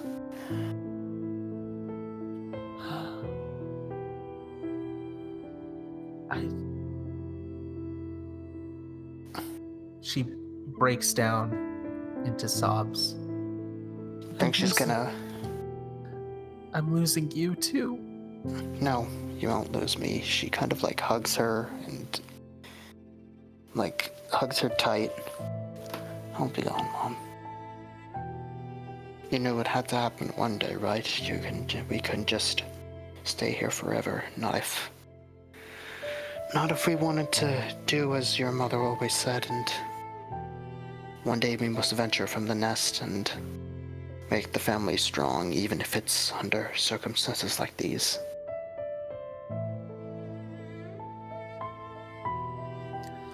You're right. You're right. You're always right. Kiddo smiles. We have to smile at everyone, no matter what, right? I'll start to get my things, and the authorities will come to investigate as usual, and the people who did this to him they'll be brought down, as they tend to be. But the two of us, we've gotten through things like this, and we'll get through more, I promise.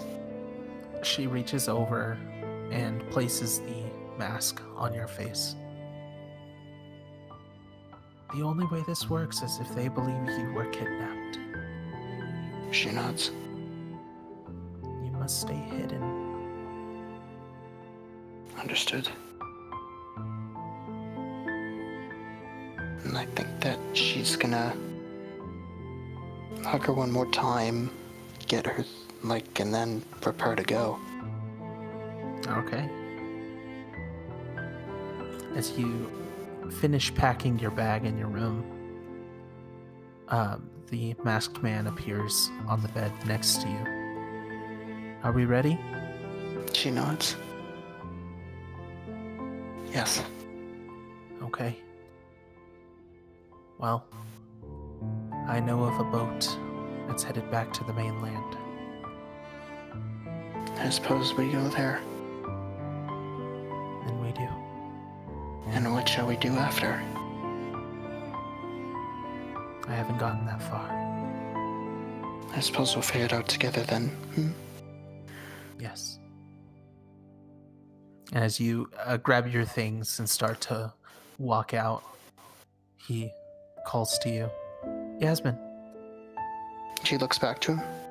And he points to the violin sitting on the bed. I think it's only fitting we take it. She nods and is going to take it with her. Okay. She's gonna keep an eye on him and offer him a smile. And she says, mouths, thank you. Yes. I know it's hard, but this is a very important day. And you did it. She smiles. You did it as much as I did. I am so proud of you. Thank you.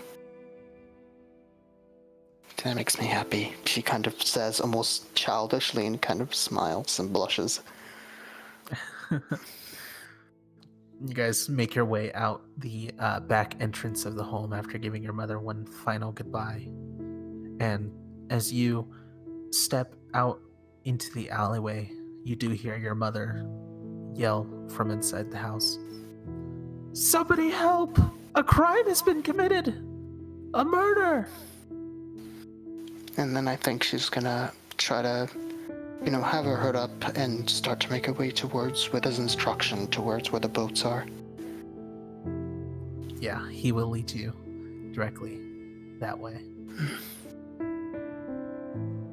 As you guys make your way down to the edge of the water, there is a small rowboat, and inside of it is a little gnome who looks up at you.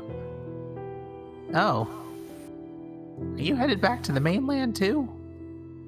As a matter of fact, I am. Okay. Well, you want to come? Sure. Just gonna quickly get in the boat, carefully put her things. Tough night, huh? Yes, indeed. But the world is filled with tough nights, fortunately. You're telling me I lost a business today.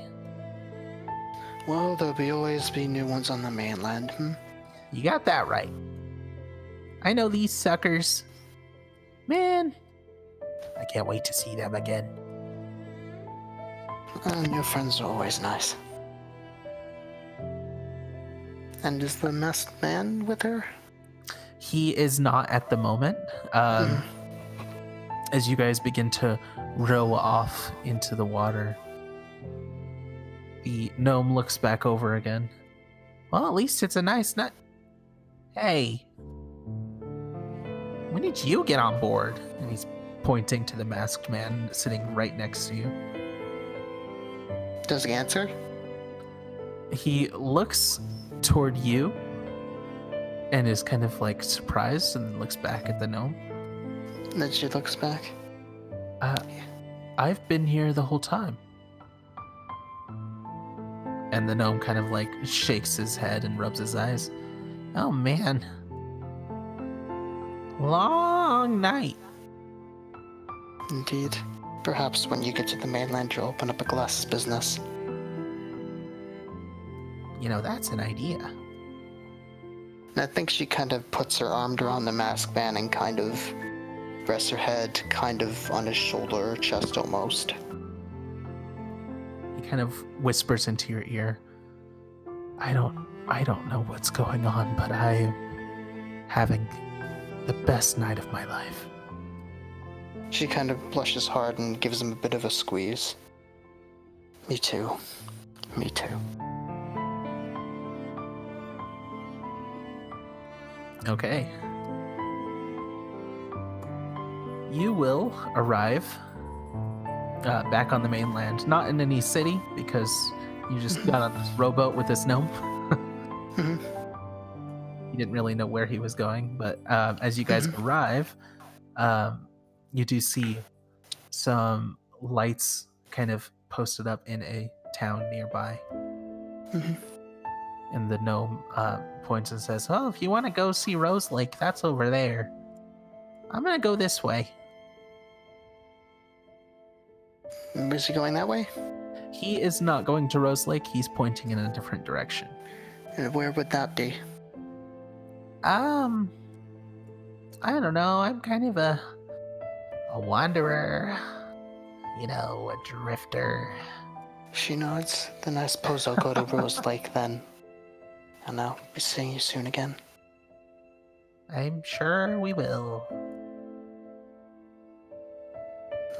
He's gonna grab her stuff, start walking towards Rose Lake then?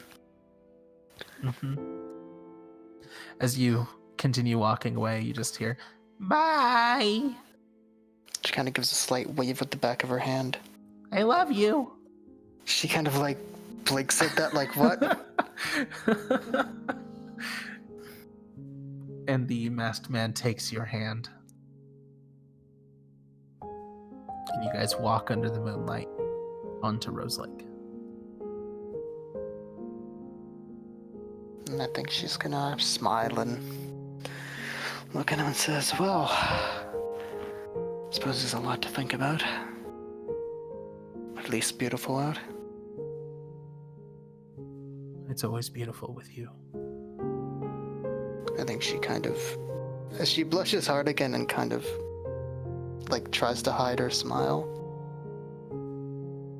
Such a charmer, aren't you? I try. Oh, you succeed. She kind of smiles at him. So, what do you say we make some money with that brand new violin and put ourselves up in the finest place around here? Sounds like fun. I think she's gonna just find a tavern first, or shall we look for somewhere a bit more crowded? Let's start at this tavern. This town looks pretty fancy. She nods. There might be people willing to pay big money. And I think that she's gonna head into the tavern.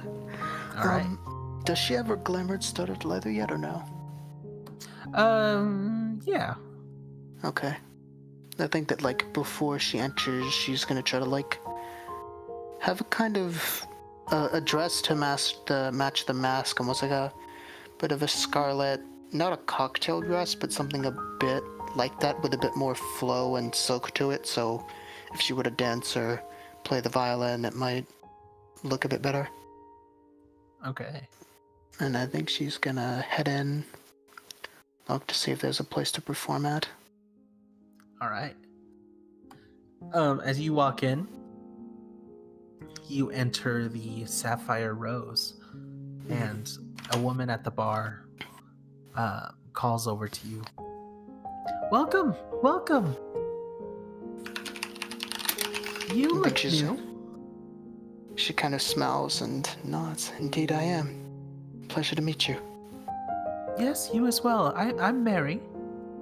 Can I get you an ale?" She kind of thinks for a moment. Is she used to ale or no? That's a good question. I think she's more used to wine than ale, but she's had ale before. Do they look like they serve wine? Yeah, definitely. This place is pretty ritzy. Then I think she'll say a glass of red wine if you have it. Oh, yes, of course. And she starts to rummage. And I think she'll ask, if you would not mind me asking, do you get many performers here? It's been a while, but We have plenty of patrons who enjoy performances. I would best be thinking of putting on some if you have no objection, she offers. No objections at all. Kind of smiles, and she's gonna have her glass of wine, let herself get a bit more loose in terms of anxiety, and then, after she finishes her glass, go to get ready to perform. Okay. With her violin. Okay. As you step up onto a stage, kind of in the southern area of the room, you look out over this room, which is primarily made up of one very large table, kind of like Japanese community table style. It all sits around one large centerpiece. And in the center of the room is a very large stone rose that has water dripping down from the roof onto it, creating kind of a waterfall effect.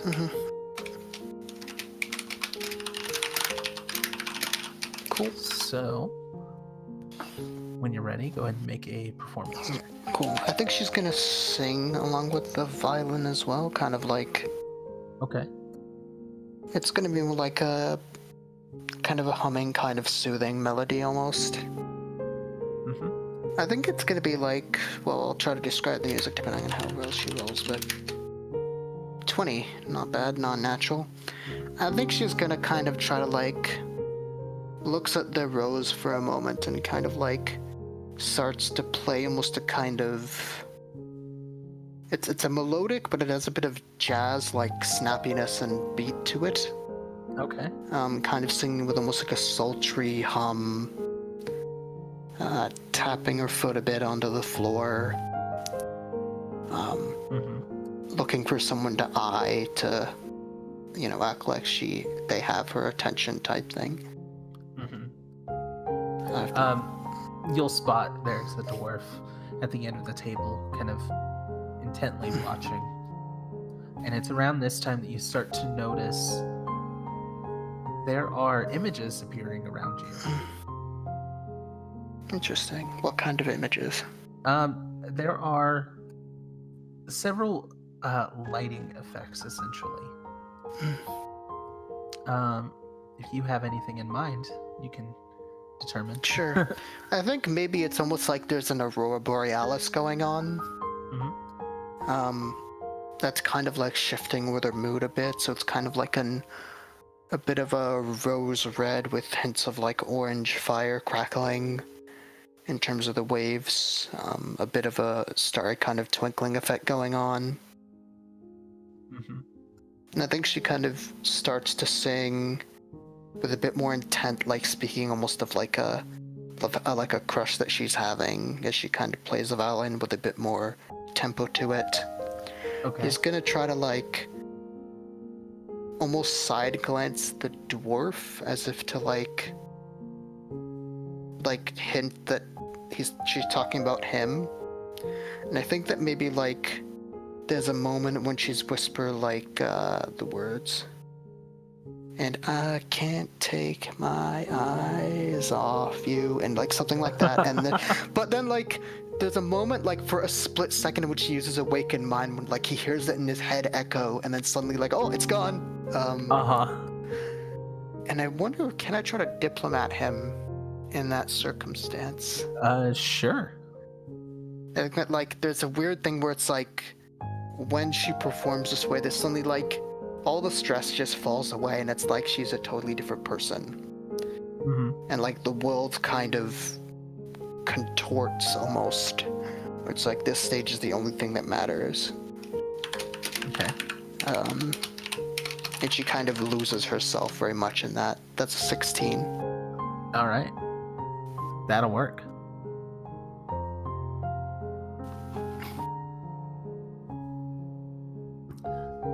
So as you're playing and you use your diplomat option once again,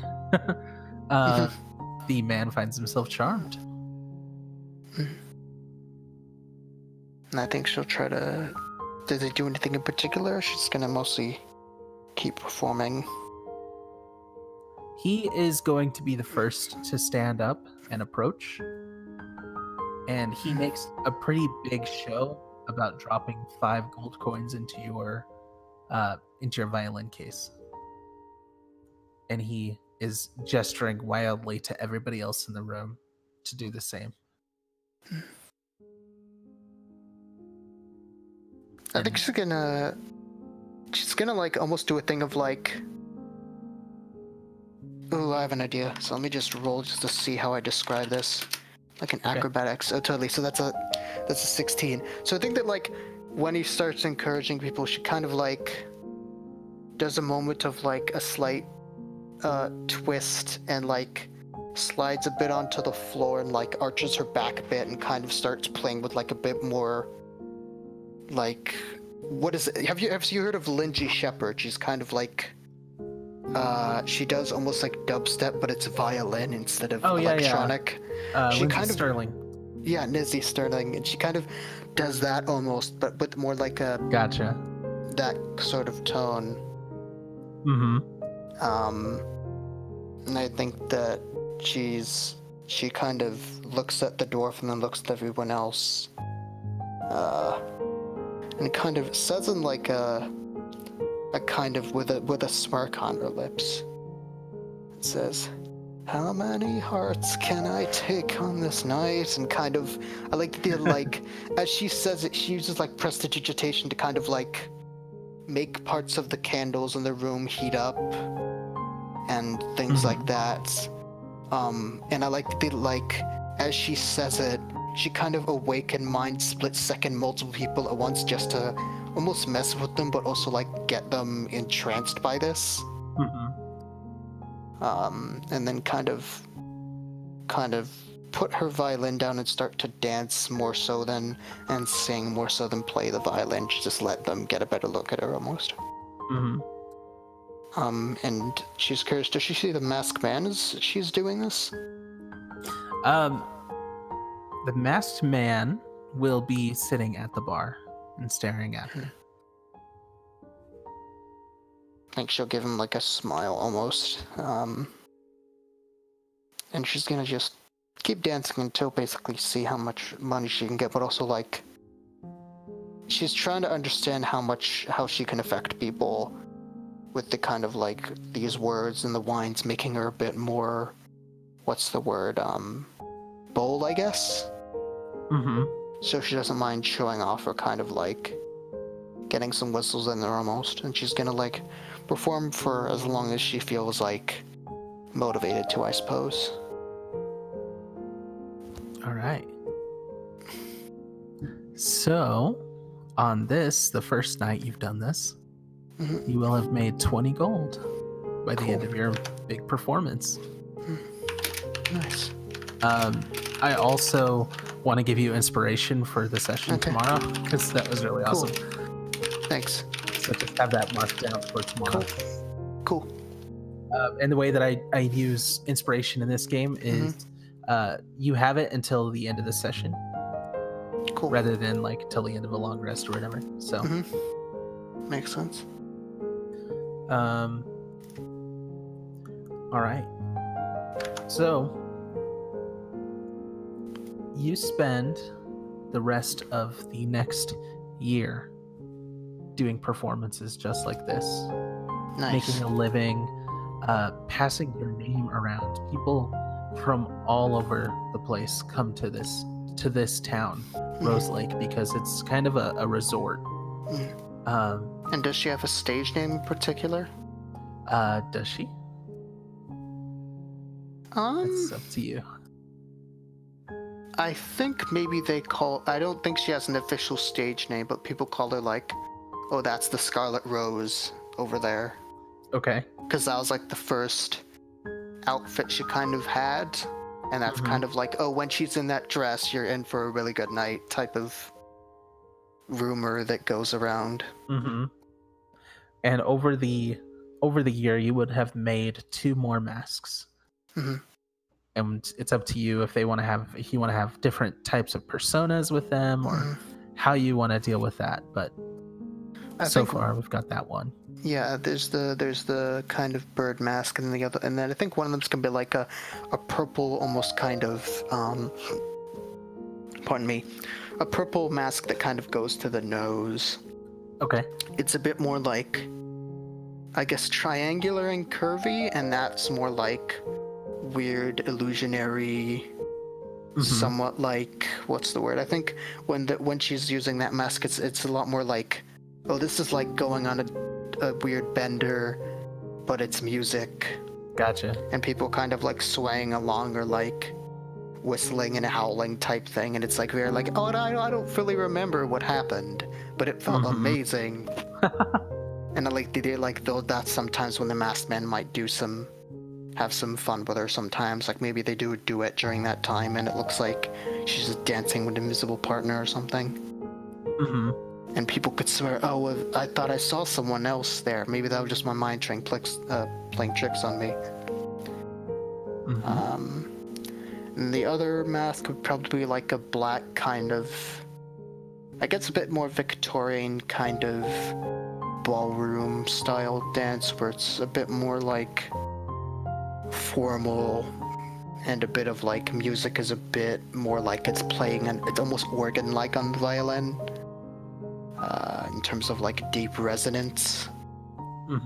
And they're very like formal, like if the highest gets come, that she puts on the black mask for like, it's like a black dress party type thing. It's kind of it's a more thing of like, oh, this is interesting. And she sometimes during that time may have like one of the high patron guests come to dance with her, particularly if they might like trade favors or have a particular thing they were to offer or something. But then maybe the masked man might get a jealous of that, but he's just like, oh, I can see that you're learning a lot from this. Nice. Because of your performances over the year, people from all over the place have come to see you, and you have started to build a name for yourself. Primarily, people do know you as the, what did you call it? The Scarlet Rose? Scarlet Rose, yeah. But they understand that the act is different depending on your mask. Yeah. And this will help you as you continue forward in other towns, in certain situations. Makes sense. As your recognition is there. It also might work toward your detriment if you are seen doing any things that are a little too low bar. Yeah, totally. So, though, here's the question: is there any particular interesting guest that she has, or like, is there any time when someone wants, oh, I want a private dance with you type thing? Does she ever get requests like that, or does she have any particular like anything? I like the idea that like she has a notebook sometimes where she tries to come up with songs, and she has notes about that dream she had. And there's a small part of her that whenever guests come, she's like, maybe one of them is a sign of whatever the heck that all was. I don't think there are any that happened just yet. Makes sense. It still kind of remains a mystery, and you haven't had a dream like that since. It was kind of a one-time thing. And as you think back, did you bring that? Do you think you would have brought that perfume bottle? Yep, totally. Okay. That'll be neat. As you have kept the mucus essentially sealed in the bottle, you notice that over the year, it looks as if it's grown inside the bottle. It started as a little drop, and now the bottle seems to be half full. Then I think, has she ever had the time to try to investigate that? Ever had what? Time to investigate what that may be? She has over time. You've looked at it plenty of times. It's just you've never seen anything like it. You really can't identify it. And unfortunately, there aren't any alchemists in this town. And has she ever tried to like put it on herself, or not really? I don't think so. I mean, she's had it on before, and I think as of right now, she probably hasn't tried anything yet. Sure. Okay.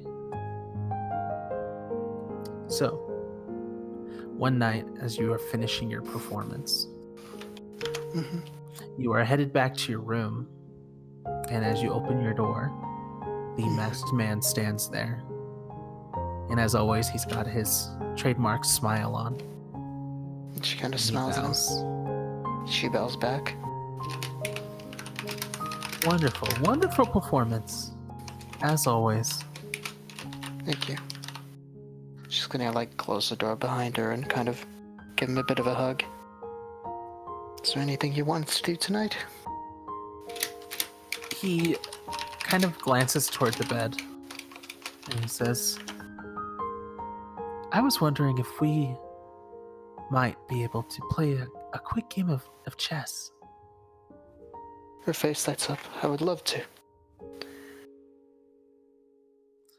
Wonderful. And he walks her over to a chessboard that he's got all set up. And he says, all right, you be the dark and I'll be the light. And as he sits down and he looks at the board and he says, no, I'm sorry. This is all wrong. Let's switch. All right. She's gonna get up and kind of like switch room. Does she have the keepsake with her or no? Not yet. Okay. He sits down on the opposite side and he looks at the board.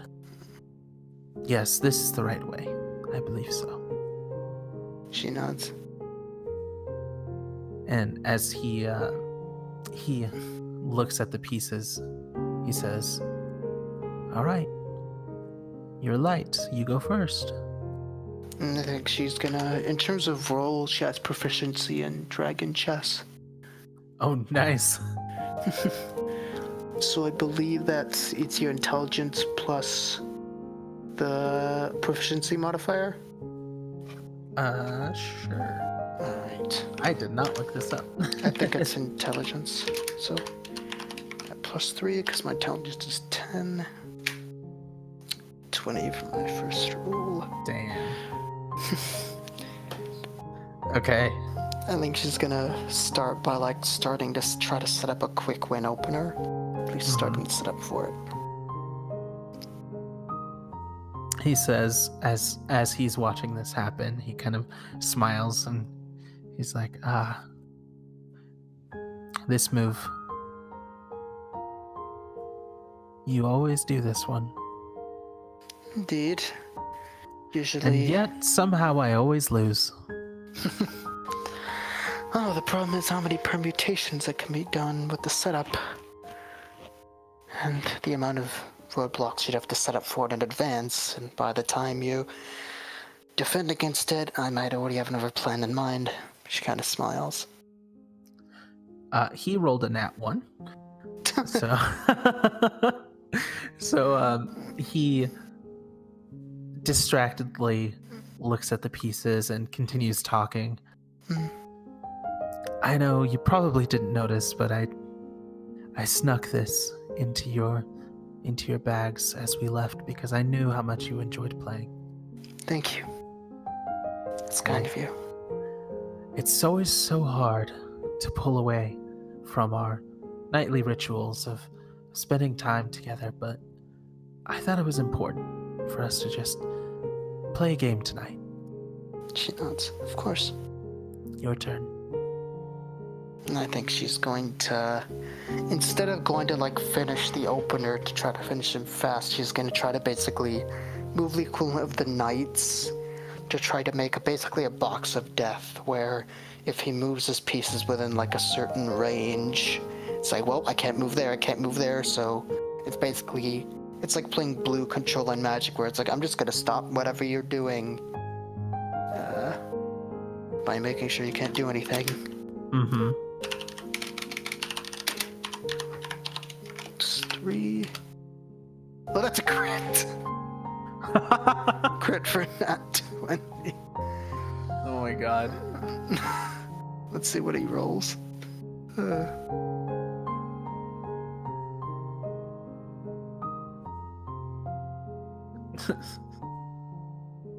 Total of 7. Not doing great on rolls here. And Alright. I did that, like, maybe he's distracted, like, looking at her too much to be like... He is very much so. As the game continues on, he looks at her and kind of is taken aback as he reaches down to move his piece and his fingers pass directly through. Oh, shoot. It would appear our time for the night has come to an end. Kind of nods. I'll keep the board set up for next time. Now. He stands up. Like, she'll stand and go to him. I was going to lose anyways. Take my queen, I insist. She nods, taking his queen. And kind of like, can she feel him or is starting to dissipate? She can't feel him anymore. He is still there, she can see him. Yeah. But as she tries to touch him, she moves right through him. She's gonna take his queen then and smile. Good game, and it was a lovely night as always. Yes. You should get some rest. She nods, and I think she's gonna start to put the board away. Carefully, like, put the queen on the bedside table or in her pack, and then go to trance and get some rest. All right. As you are placing the set back in the bag, you hear a very loud boom. It almost sounds like what we would know today as a sonic boom. Where does it sound like it's coming from? It sounds like it is coming from the north. It doesn't sound like it's coming from anywhere incredibly close, but you can feel it as it passes through. It vibrates the air inside of your lungs. And as you look out the window, you see a wave of light that is approaching the town. And it appears to be going out all across the horizon. I think she looks very confused. Does she recognize what it might be? She does Can not. it be? I think she'll, like, look to the masked man if he's there and, like, look confused, point out the window. He is there, and he stares out the window as well, and he kind of looks back toward her, tries to grab her, moves through her, and just instead stands closer and protectively wraps his arms around her, despite the fact that he can't touch her. I think she'll kind of try to make it feel like she's leaning him to him and, like, closer, then just look to his eyes with a smile.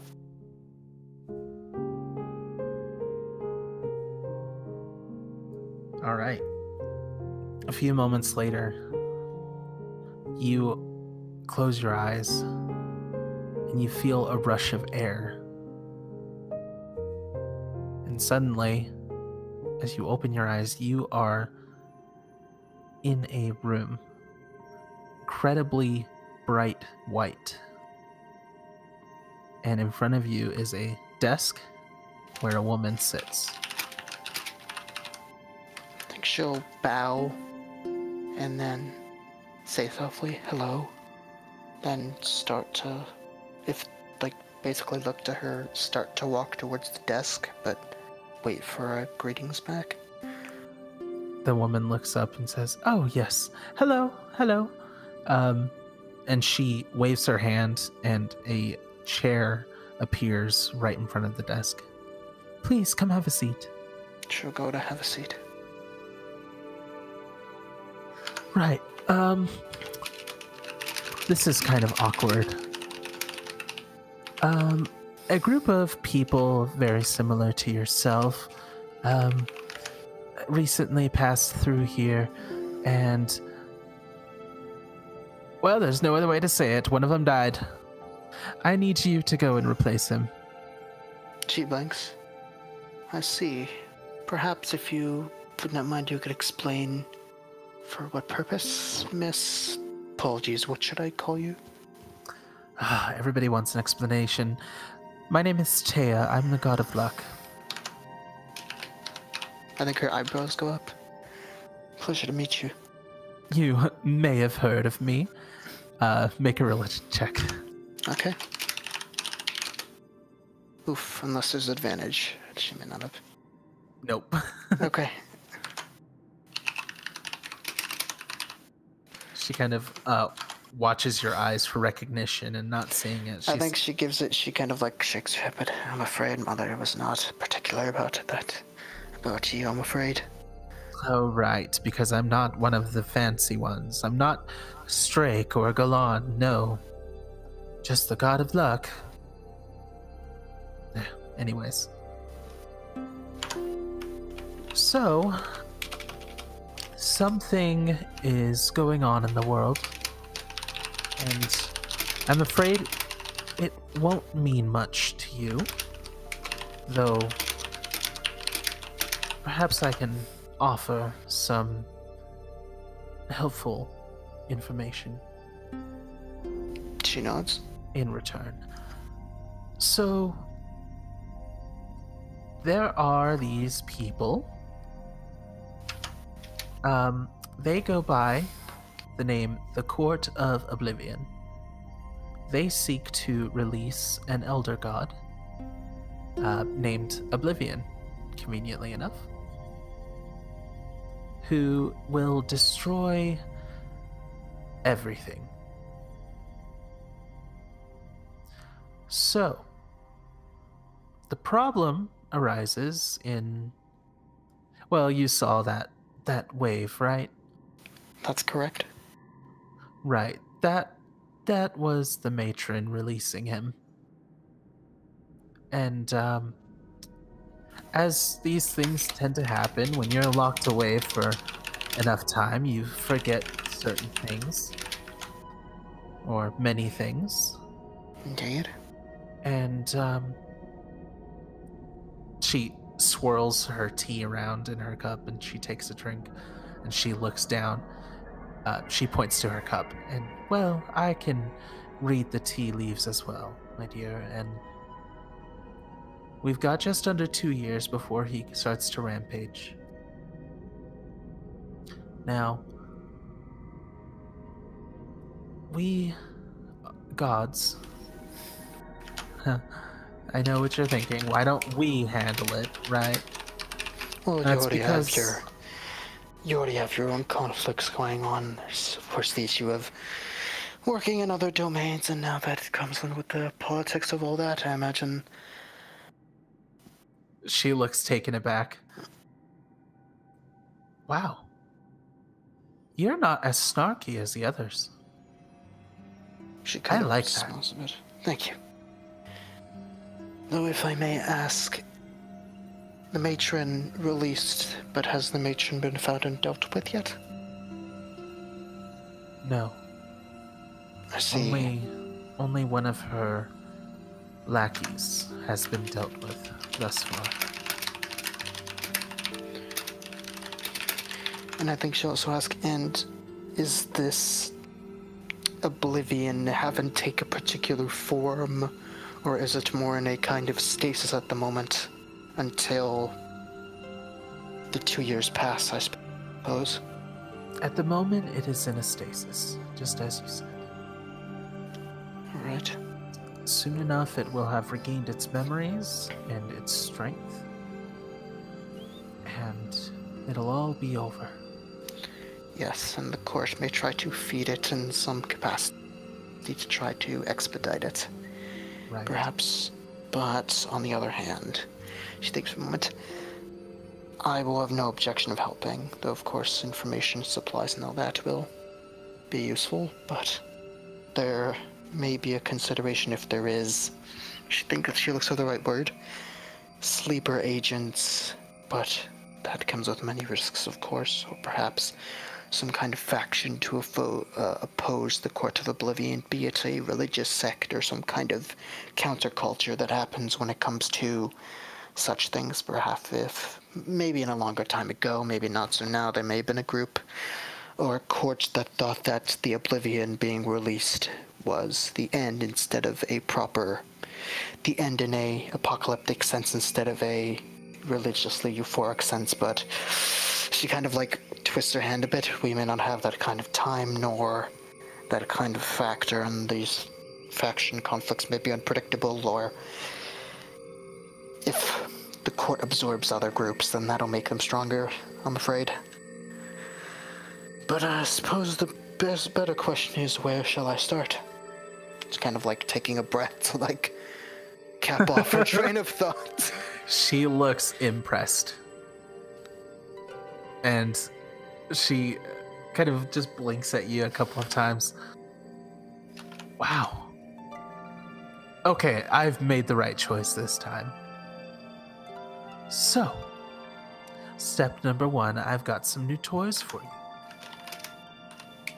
She reaches her hand out over her desk. And it's kind of in a handshake motion. Then I think she'll take it and go to shake it. Okay. As you do, you feel a warmth travel up your arm and into your body, and you can kind of see certain things playing out. You see yourself talking to people as you have been using the diplomat feature. Mm-hmm. And you see yourself in combat kind of shaping the sound waves to your will. Mm-hmm. And you can now use that feature in combat. Nice. Discordant melody. Yes. Mm-hmm. She'll kind of nod. So that's going to help you. And I will place you near the others that have been chosen. She nods. They will need your help. And I believe you will be a great asset to them. She nods. There's perhaps one more thing, if you would not mind, while we're here. Okay. Does she have the perfume bottle with her? Yeah. I think she's gonna put it on the desk. And she's gonna try to explain this dream to her and says, I know not if this be relevant, but you are a god, and she kind of pats the perfume bottle. I know not much of this, but if you have advice or knowledge of this, then it would be much appreciated. She uncorks the bottle, sniffs, dips a finger in, and places a drop of it on her tongue.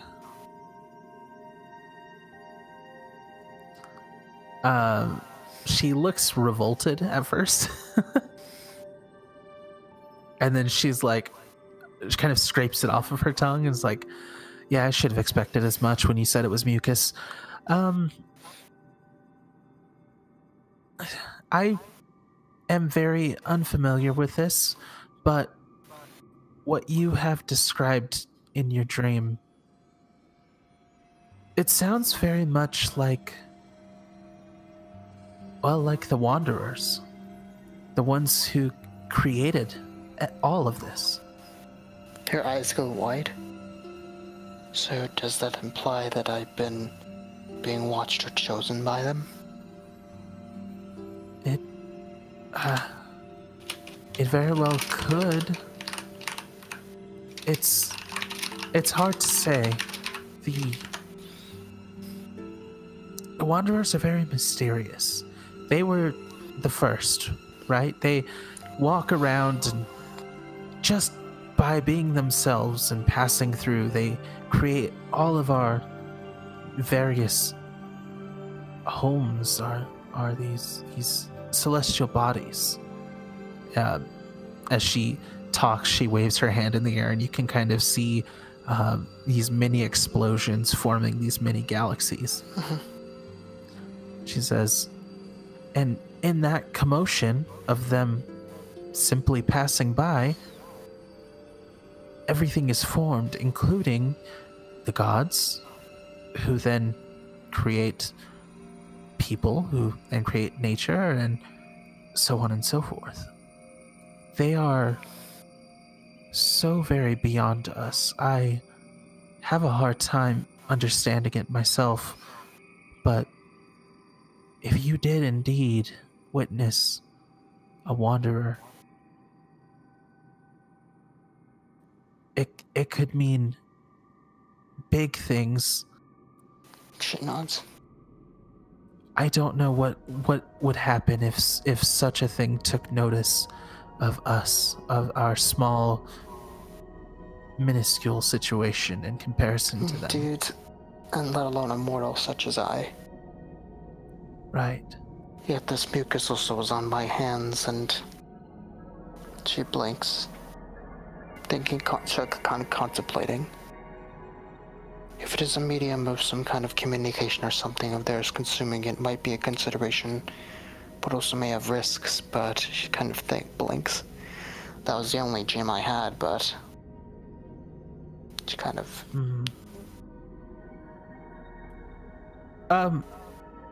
Hello. I'm afraid we haven't met yet. She looks over your shoulder.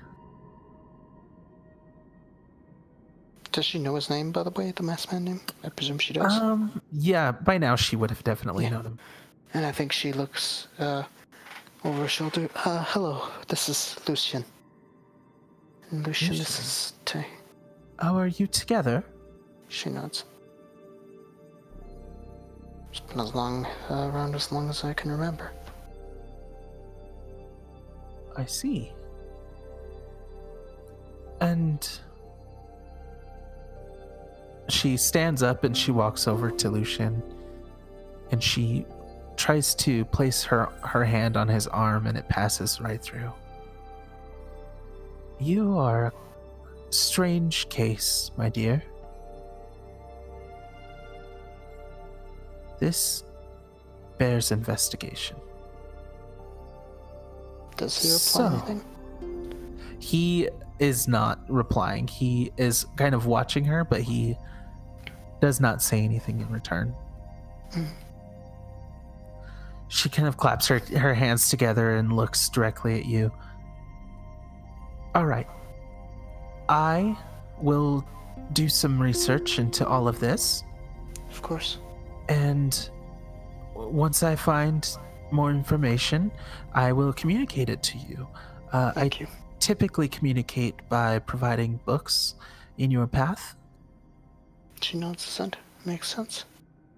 And as of right now, you are on your way to help the group of adventurers as they rescue a very, very old friend of mine.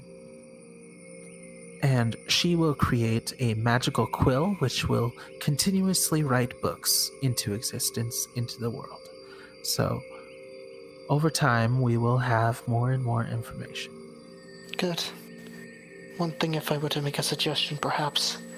Yes. If my history is correct, one thing that has made many religions, and I'm sure you understand this, perhaps more turbulent would be the potential of another revelation.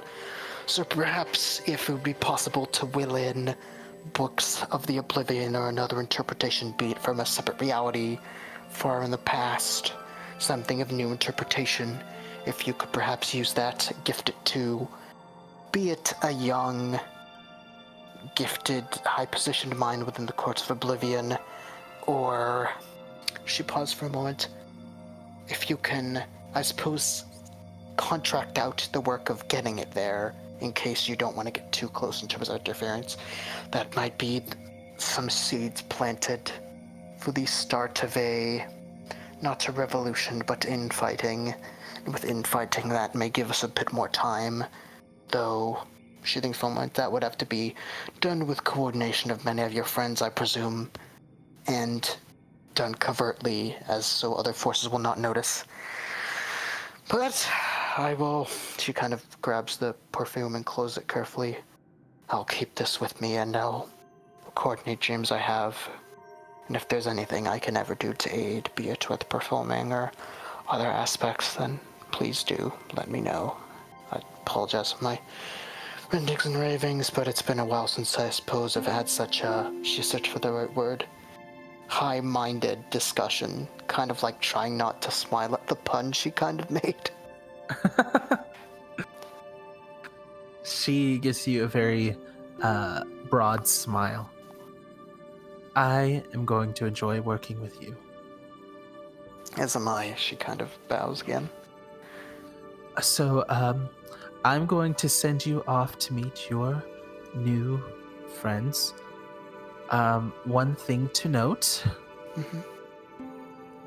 I don't have a great way of saying this other than to just say it, and I'm sorry for any distress it causes, but when you return, a year will have passed. Time works differently here. Fair. And if I may ask, to the reality away have, and be it family or others, I am missing, is that correct? That's correct. I can assure you, she winks, the trail is cold. Good. And I suppose there'll be some more performances, but on a journey like this, well, a play like this, best not have too much of a prequel, given its last version ended in oblivion. She kind of raises her eyebrows. But, as with many playwrights, we can edit the drafts before they happen, and thankfully there are very few cursed plays beyond those of legend. And we must write our own, be it in the history books or be it in legends that bards say, including myself. She just keeps smiling at you. Gosh.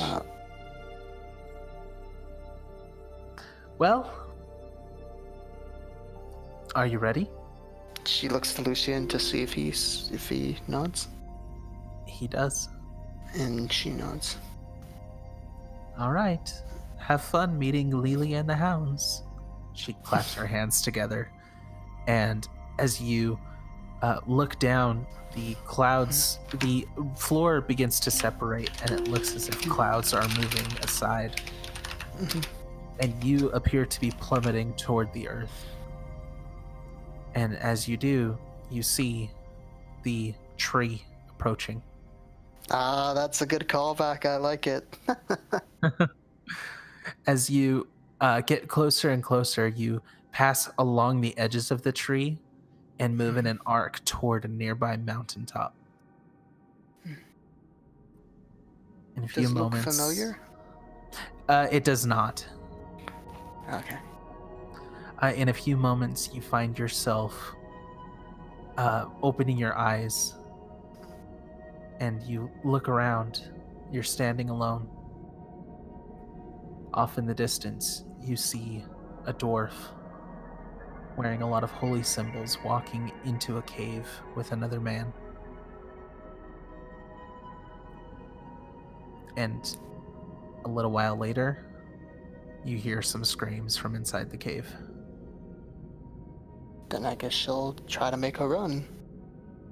All right. And that's where we fade out. Yep. Oh, that was really fun. Yeah, that was good.